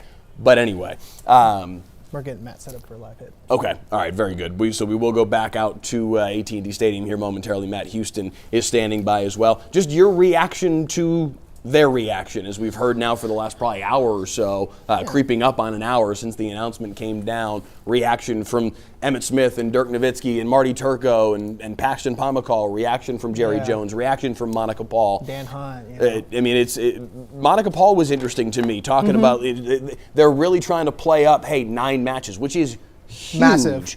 And even she said, listen, we didn't even expect conceptualize the idea that they could get 9 matches. So that is a huge, huge feather in their cap. And that is now, as she said, it's kind of the border of their puzzle. And now they got to start filling in all of those puzzle pieces. There's a lot of work still to be done. All the work they've done to get to this point. Now they actually have to put the show on over the course of the next 2.5 years. But what was your big takeaway from all of this? Just the reaction from it, like everyone just looks so dejected to me, like it's you can see it on their faces. I mean, they're saying all the right things. We got 9 matches. Dan Hunt said it's a dream come it's true. It's a dream come true. You know, it's a dream come almost true. Yeah, and so I mean, I'm sure they're going to very much play up the fact that they have the most matches, they have the most knockout stage games. I found it interesting from the perspective of Dan, because I think he's probably the most ingratiated into this culture as anybody, with his dad heading the Dallas bid committee in 1994. But how we mentioned in '94, it kind of birthed the MLS. MLS became a thing in the United States because of the 1994 World Cup. And he mentioned how he wants to see this World Cup influence the next generation of kids coming up. You know, will we see an Abby Wambach, a Lionel Messi, someone of that stature to come up from America in the soccer world? And I think I think he's onto something there. You know, it's going to be a massive. It's the biggest World Cup that has ever been done in history. So I mean, there's most games, most countries, and just the impact that it's going to have on the culture of soccer in America and economically. And that was my biggest takeaway, is just how invested he is in that aspect of bringing it here. Monica Paul was asked if they had gotten any sort of heads up from FIFA, if they had been told, hey, why did it end up this way? And I feel like if you're watching us at this point, over 2 hours in, first of all, God bless you. Thank you. Second of all, if you're still watching at this point, you probably know who Monica Paul is, but just for those who may not be initiated, president of the Dallas Sports Commission, one of the real driving forces behind this effort. Her, Dan Hunt, Jerry Jones, the Cowboys organization as a whole. There were a lot of hands in this, but she was one of the most primary hands in making all of this happen and in trying to convince Gianni Infantino and FIFA to bring the World Cup final here to North Texas. She said they did not get any heads up, but she said they will have some follow-up with FIFA. They will have questions as to, all right, how did this happen? Why did this happen? There were questions about mass transit lobbed at the Arlington mayor, Jim Ross. There's a lot of factors in it. It feels like that might be the most likely factor. The other thing here, I mean, it's a World Cup on U.S. soil, on North American soil,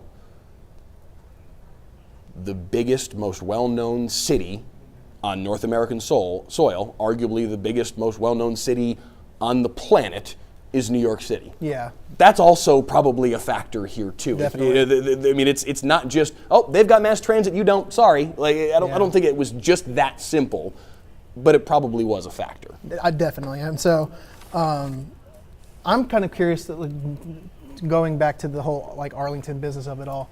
I'm curious to see what they come up with in terms of the economic impact, because she said that they have no idea. They weren't expecting 9 matches, and so I just want to hear back, because it's going to take some time to research and get those numbers out. But we've been saying that it's each match is an economic equivalent to a Super Bowl, and so.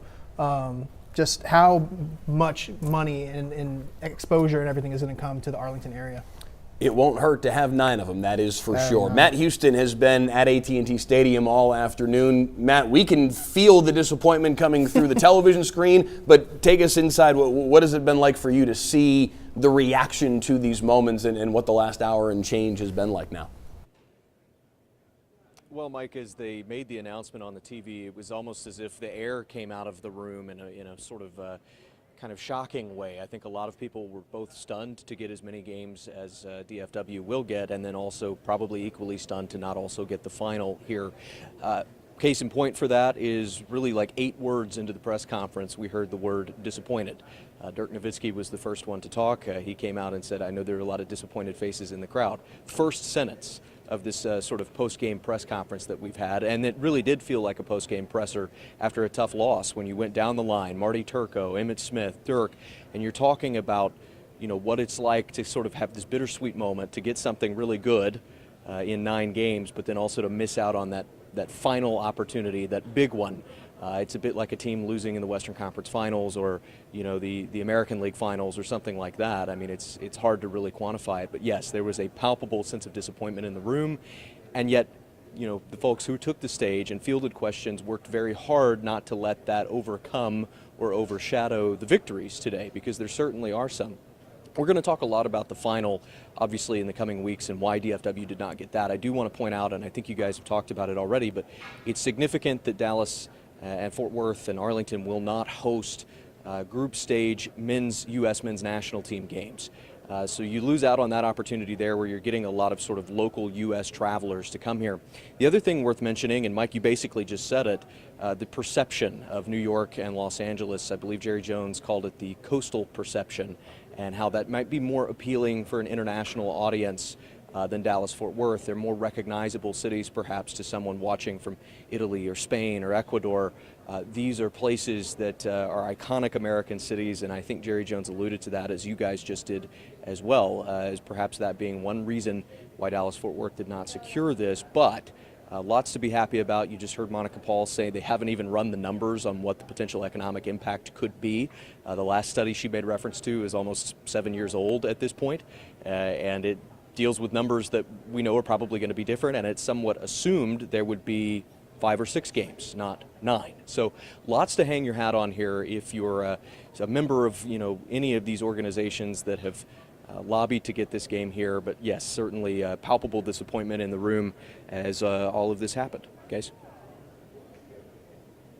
Matt Houston at AT&T Stadium. Matt, thank you. We appreciate it. Yep. He brings up the point about I forget exactly how he phrased what Jerry said, but coastal. I was just waiting Just for like a coastal bias. I was waiting for the next word to be elites. I thought that was where he was going with that, but it wasn't where he went. Yeah. But I think that there is. I wonder in the aftermath of this how much there is a feeling of because yes, New York and LA, they're built up to be these bookend cities that are the coastal elites, that are the coastal. I'm not sure what else would be the end of that sentence, honestly. And there's an innate competition there. There is I see it on social media all the time. Some of the comments that come in, wanting to be or feeling that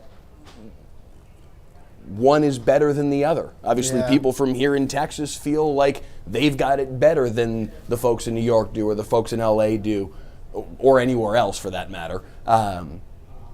And it does kind of feel like a loss in, as Matt said, a Western Conference final or something like that, where you get that close and then you lose to, not that this would be the scenario with the way that the NBA is structured, but you'll just lost to the Knicks in the NBA, in the Western Conference or Finals. the Lakers, you lost to the Giants in the NFC Championship game. I mean, that's basically what just happened here. And that, because it's New York, because it's, I mean, even Emmett said it. We lost to Jersey? That says it all. That is as much a sting as any piece of this. It wasn't just that it was there for the taking and you got just that close.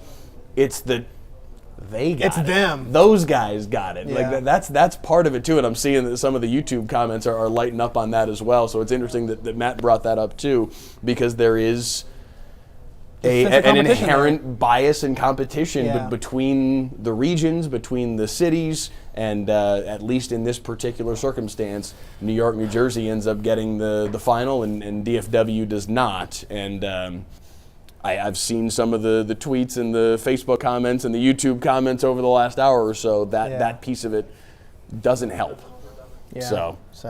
But there are 9 World Cup soccer games coming here to DFW, that are coming to AT&T Stadium. 9 of them, more than any other city, more than any other stadium. 5 of them, as Dan Hunt alluded to, will be do or die soccer matches. 4 of them in the knockout round, 2 round of 32, a round of 16, and the semifinal. Here's the full grid for you to get a look at. Dallas is the second lowest green city on your board. Just the way that they break that down. That's the central region. You've got the East region at the bottom, and of course at the very bottom right is New York, New Jersey, with that final match. Miami gets the 3rd place match. That's the other one in that last column all the way down on the right. They get the 3rd place match. That'll be on July, is that the 20th? The 18th, I'm sorry. July 19th is the final. July 18th will be the 3rd place game. the semifinals, Dallas and Atlanta get the 2 semifinals. The Dallas semifinal will be on, you know what, I'm going to do this on my own computer and let you do it on your computer so that we stop competing with one another. July 14th. July 14th, thank you. July 14th will be the Dallas semi. The Dallas semifinal. That's obviously going to be the major game that everybody's going to want to focus on and is going to be the linchpin of this entire thing. Yeah. But the fact that there are 9 of them, the fact that you can come to Dallas in a whatever 3-week, 4-week span between June the 14th, in exactly a month, from June 14th to July 14th, you're going to see 9 matches played in DFW. That's pretty good. None of them involving Team USA. Well, I should say none of the group. It's entirely possible, theoretically, that any of the knockout stage matches you could end up with the U.S. slated here at some point. And I imagine, because the lobbying, I have to imagine, with FIFA is not done. Yeah, no. And now the conversation goes to Monica Paul and Jerry Jones and the power brokers at play here, Dan Hunt for sure. Now the conversation continues along about, hey, where is the International Broadcast Center going to be? Hey, these knockout stage matches, we want one of our knockout stage matches. We've got 2 round of 32. We got 2 bites at the apple here to make sure you get Team USA for one of those. Maybe Mexico, That Mexico obviously playing at this stadium on the regular over the last several years. There are still things to be lobbied for, I have to imagine, between now and the summer of 2026. So this is not done. And again, going back to Monica Paul's comment, this is just the border of the puzzle, and now they've got to fill those pieces in. And again, they're probably not done with their lobbying. Jerry Jones talked about the field a little bit and the modifications that they are going to have to make to the field. He said it's an open-ended number, what it's going to cost. Kind of sounds like my budget personally. I struggle with that myself. It's going to be a spendy process to be able to make that field be what it needs to be for World Cup level play. But he said, listen, we're going to spend every dollar we were going to spend on that if we thought we were going to get the final. Now that we're getting the semifinal and these other matches, they're not going to spare any expense now. I mean, you talked about it earlier, what they've done for some of these other soccer matches that have been held at AT&T Stadium, where, I mean, there's a picture where you can see Messi putting his foot right through, basically down to the cement, and the grass just slides over 4 feet. They really need to make sure that doesn't happen, for World Cup matches. But I can only imagine the import of this and the amount of money they're going to put into this. They're going to make certain that the field they've put in Arlington for these matches will be absolutely up to par. But yeah, it's hard not to circle back around to this sense of this air of disappointment, though, because it permeated through every one of those press conferences that we just aired for you guys. It was, and I know, Jay, you talked about, are we going to bring up the initial press conference with Dirk and with Emmett, and perhaps we can run that again just to give folks a chance to see that one more time. Matt Houston alluded to it. Dirk used the word disappointment in maybe the second sentence of the entire press conference. It was clear from the word go that this was, hey, this is really, really good. But, and there's going to be that lingering but around this for 2.5 years. Yeah, exactly. So, I don't know if we have that ready. If we can cue that up one more time, I'll give you guys a chance to hear one more time from Dirk Nowitzki, Emmett Smith, Marty Turco, and Paxton Pomykal from FC Dallas. Well, good afternoon, everybody. I know there were some disappointed faces down there, but I'm thrilled. I mean, we have a semifinals of the biggest sporting event in the world, so I'm excited for this region, for North Texas. We're hosting 9 games. We can show what a great city, what a great region we are, how diverse we are, and so it's going to give a lot of opportunities to a lot of people in this area. So I'm excited. World Cup semifinal will be an incredible atmosphere and in obviously state of the art facility here. So I'm not too disappointed. I'm thrilled. I'm excited for the city and the region itself. To be hosting 9 games is pretty amazing, and to be hosting the semifinal is also a great thing in the context of winning. But there is some disappointment here because I got to speak my mind. Cannot believe we lost the jersey. But it happened, and so but Dallas itself is positioned itself nicely, and I think over the last 5 to 10 years, the city, the state, the region itself has done a lot of things to position ourselves for a global event like this, and we're poised to host something as big as this. And I think this region deserves to have something on a major, massive global stage like this. And so kudos to all the mayors and everyone else that have put in tremendous amount of effort and resources to make this city and this region suitable for an event like this. So all is not lost because this is a region of champions. We're talking about the Texas Rangers who won the World Series just recently. So it's not a lack of effort. It's not by because we don't have quality sports or quality fields or quality infrastructure. We have all those things, and maybe we get it on the next go around. It's great to be here representing a world-class city. Dallas in North Texas. Growing up in Canada, could never imagine this would be home. And growing up a soccer, football fan, and playing it myself, the fact that the World Cup is coming back here is amazing. I think it's just a testament to what this city has become. And well before I ever got here 2 decades plus ago, when you think of it, this is world class. And it's not an accident that we have 9 games. The infrastructure that we have, the vision that our politicians, our sports leaders, our business leaders in this community, and this effort spearheaded by Monica Paul to deliver an amazing bid doesn't go unnoticed by a lot of people. And so 9 games, a semifinal, is absolutely amazing. And I'm tickled pink about it and trying to take a step back. Of course, you know what Emmett is saying about not getting the championship game. Yeah, of course it is disappointing because we know we do deserve it, but we also deserve these 9 games. Yes. And it's going to be amazing for our region, and I think it's just going to showcase all the class that we have of our hotels, our airports, and all the infrastructure that has gone in, and the future of where we are is going to be showcased. So to me, that's what I think of. As Emmett said too, this is a championship city. We want championships, and we're gonna show everybody why we deserve the absolute best. So I think of world class, and I think of where we're sitting right here at AT&T Stadium. It is the best facility in the world, and we're gonna have amazing football matches here. So it's pretty exciting, and to be part of it, representing sports in Dallas, is an absolute humble opportunity to do so. So this is a great day for the city of Dallas and for North Texas. Yeah, welcome everybody. Thanks for coming out. Similar to what Dirk said, you know, just growing up in Dallas, how cool is it that we're hosting a semifinal of the biggest event in the world?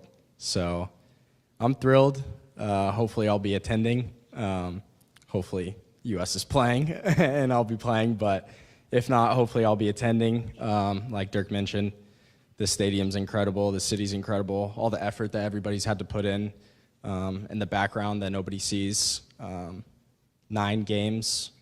It's a testament to the work that everybody's done in the city, from the mayors all the way down to the last person that worked on this thing. You guys crushed it, and we couldn't have done it without you. So thank you for all of the effort you put in, and we get to host the most games because of it. So pretty happy.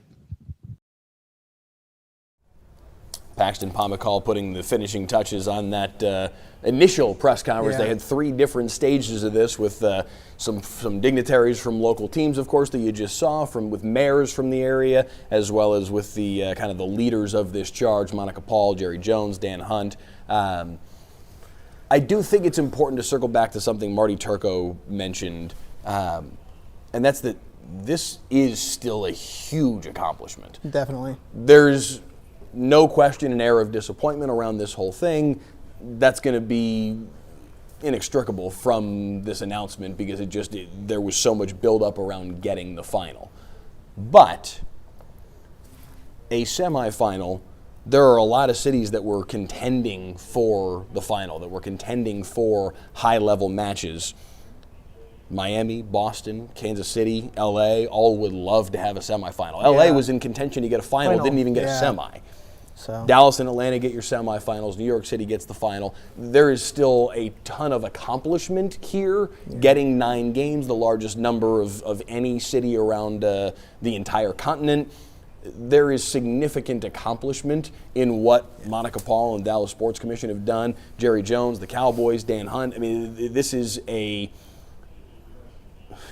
a big club of people that have been pushing for this. That again, they did come up just shy of their goal. For once, something that Jerry said there toward the tail end of his press conference, that in this circumstance, I've lost where I wrote this down, but he said something along the lines of, in this scenario, here we go, coming in second here is magnificent. Yeah, definitely. That's actually true here. Yeah, for this sure. isn't, like we were comparing it to losing to the Giants in the NFC Championship game. First of all, get to one. But it's different from that in the fact that this is still a massive seismic accomplishment. Yeah. And it will be a standalone game. There will be no other World Cup game that day. It will be the only World Cup event on that day, July 14th of 2026. All of the eyes of the sports world will be on AT&T Stadium. I'm guessing, because we're 2.5 years out, I'm guessing, but that's probably right in the heart of where you'd have the Major League Baseball All-Star break. There's going to be nothing else happening in sports besides that.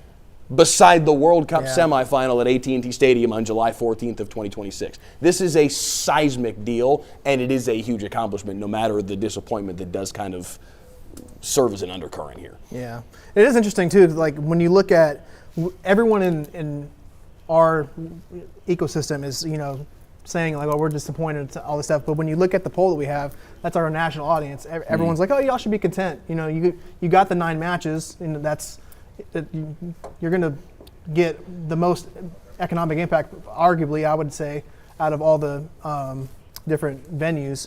So, I mean, there is that to be had. But, I mean, I want to kind of just run through one more time just the fact that, like you said, there's going to be 5 matches out of over half of their matches, it's going to be a do or die situation. Mm-hmm. And so there's going to be high drama. The last group stage match, there's 5 group stage matches that day, but all of them are going to be, you need to beat this team to get into the next stage, or you need to get a result to get to the next stage. Yeah. And then from then on out, it's, you lose and you go home. And so the amount of hype around all these matches is good for them.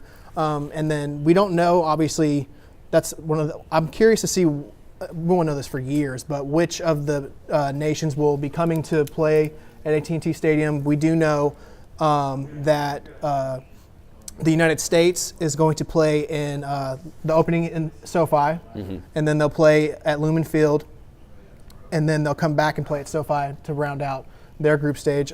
All of Mexico's matches are in Mexico, so which makes sense. And then all of the honestly, AT&T would have been the only other place that really would have made sense. For Mexico. Exactly. And so, and then for Canada, they got a game in Toronto. They got a game in and then they have a game in Vancouver, 2 games in Vancouver. So like they're keeping their team up there in their region, which makes sense. But yeah, so I mean, I guess the next steps is just where's the broadcast center, because that obviously brings in jobs and everything and economic impact there as well.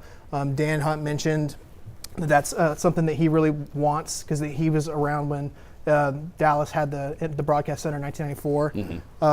So that's something that they're going for. The referee center as well.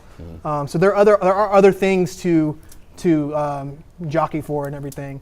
But yeah, and so I'm excited. That was going to be my final question for you. I'm excited. You are, again, the foremost soccer expert that we have in this room. Yeah. As well as, I would argue, the biggest soccer fan that we have in this room here at Channel 8. Yeah.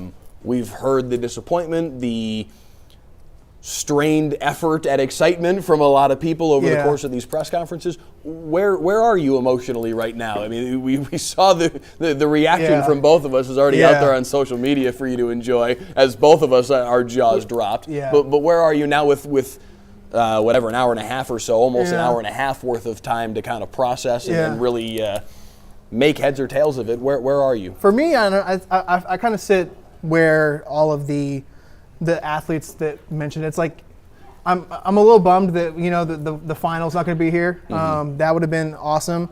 But as such a soccer fan, like the fact that we have so many matches, like I'm super excited to get to cover this continuously throughout in the years to come with all the different developments. And so, I mean, the FIFA World Cup it's the biggest sporting event in the world, and so having the biggest stage right here in our backyard is nothing to scoff at. So I'm super excited. I can't wait for it to, because we're gonna blink our eyes and it's gonna be here. I mean, it just seems like just yesterday they were announcing the 16 host cities, but it was 2 years ago. So it'll be the same kind of thing. We'll blink our eyes and like, oh man, the World Cup is this summer, Yeah. So yeah, I'm super excited for this to actually come to fruition and teams start coming here. I'm really interested to hear where the base camps for United States and Mexico are, but that hasn't come out yet. I was kind of expecting it to. I saw a tweet from Alexi Lawless that was kind of hinting that was going to be announced, but I haven't seen that yet. But I could certainly see Mexico's national team making base camp here in DFW. It seems like the United States is going to do it on the West Coast so that they're that would make sense. That would make yeah. sense. But and then I mean Dan Hunt talked about it. He's like that they want to host as many different countries here as humanly possible. And he highlighted like UTD is a good spot. Toyota Stadium's a good spot. There are a myriad of places that you could have training grounds for these nations that are coming in. And so that'll be kind of what I'm looking forward to coming up. You'll know better than me on this, but I would imagine anyway that for a training ground, you don't need a World Cup size pitch. No, not at all. So we've got a few high-level stadiums around North Texas that Dan Hunt had mentioned, like there's high school stadiums that are the high school football stadiums that are around North Texas, could be plenty of venues that you could host. Yeah, I mean you need a field, and they they've always touted that Toyota Stadiums, like their complex, their youth academy system is the best in the United States. I mean there are upwards of 16 training fields there out there. The Toyota Stadium is a great spot for something like that, where they can, host all these different drills and host multiple countries. And so there's nowhere better for that than right here in North Texas. Yeah. Well, 2.5 hours later, we thought it was going to be 30 minutes. Pushing 3. Quite a day and quite a surprise, but still a great day for DFW sports. And again, Monica Paul, the Dallas Sports Commission, Dan Hunt, the folks that really put a lot of effort into making this happen. There is cause for celebration today. Yeah. It's not as full-throated a celebration as they would have wanted, celebrating having the final here in Arlington as we thought was going to be the case, but still 9 matches coming to DFW. It will be right there at AT&T Stadium in 2.5 years' time. It's going to be a heck of a summer in 2026 here in DFW. Yep. So thank you guys for tuning in. We appreciate you for giving us quite a bit of your Sunday afternoon. Some of you that have been here probably the whole time. Some of you making comments that I'd rather not read on the air that are rather reprehensible. But that's the nature of YouTube. Seriously, thank you guys for being here, and enjoy, because there's a whole lot of soccer coming our way very soon.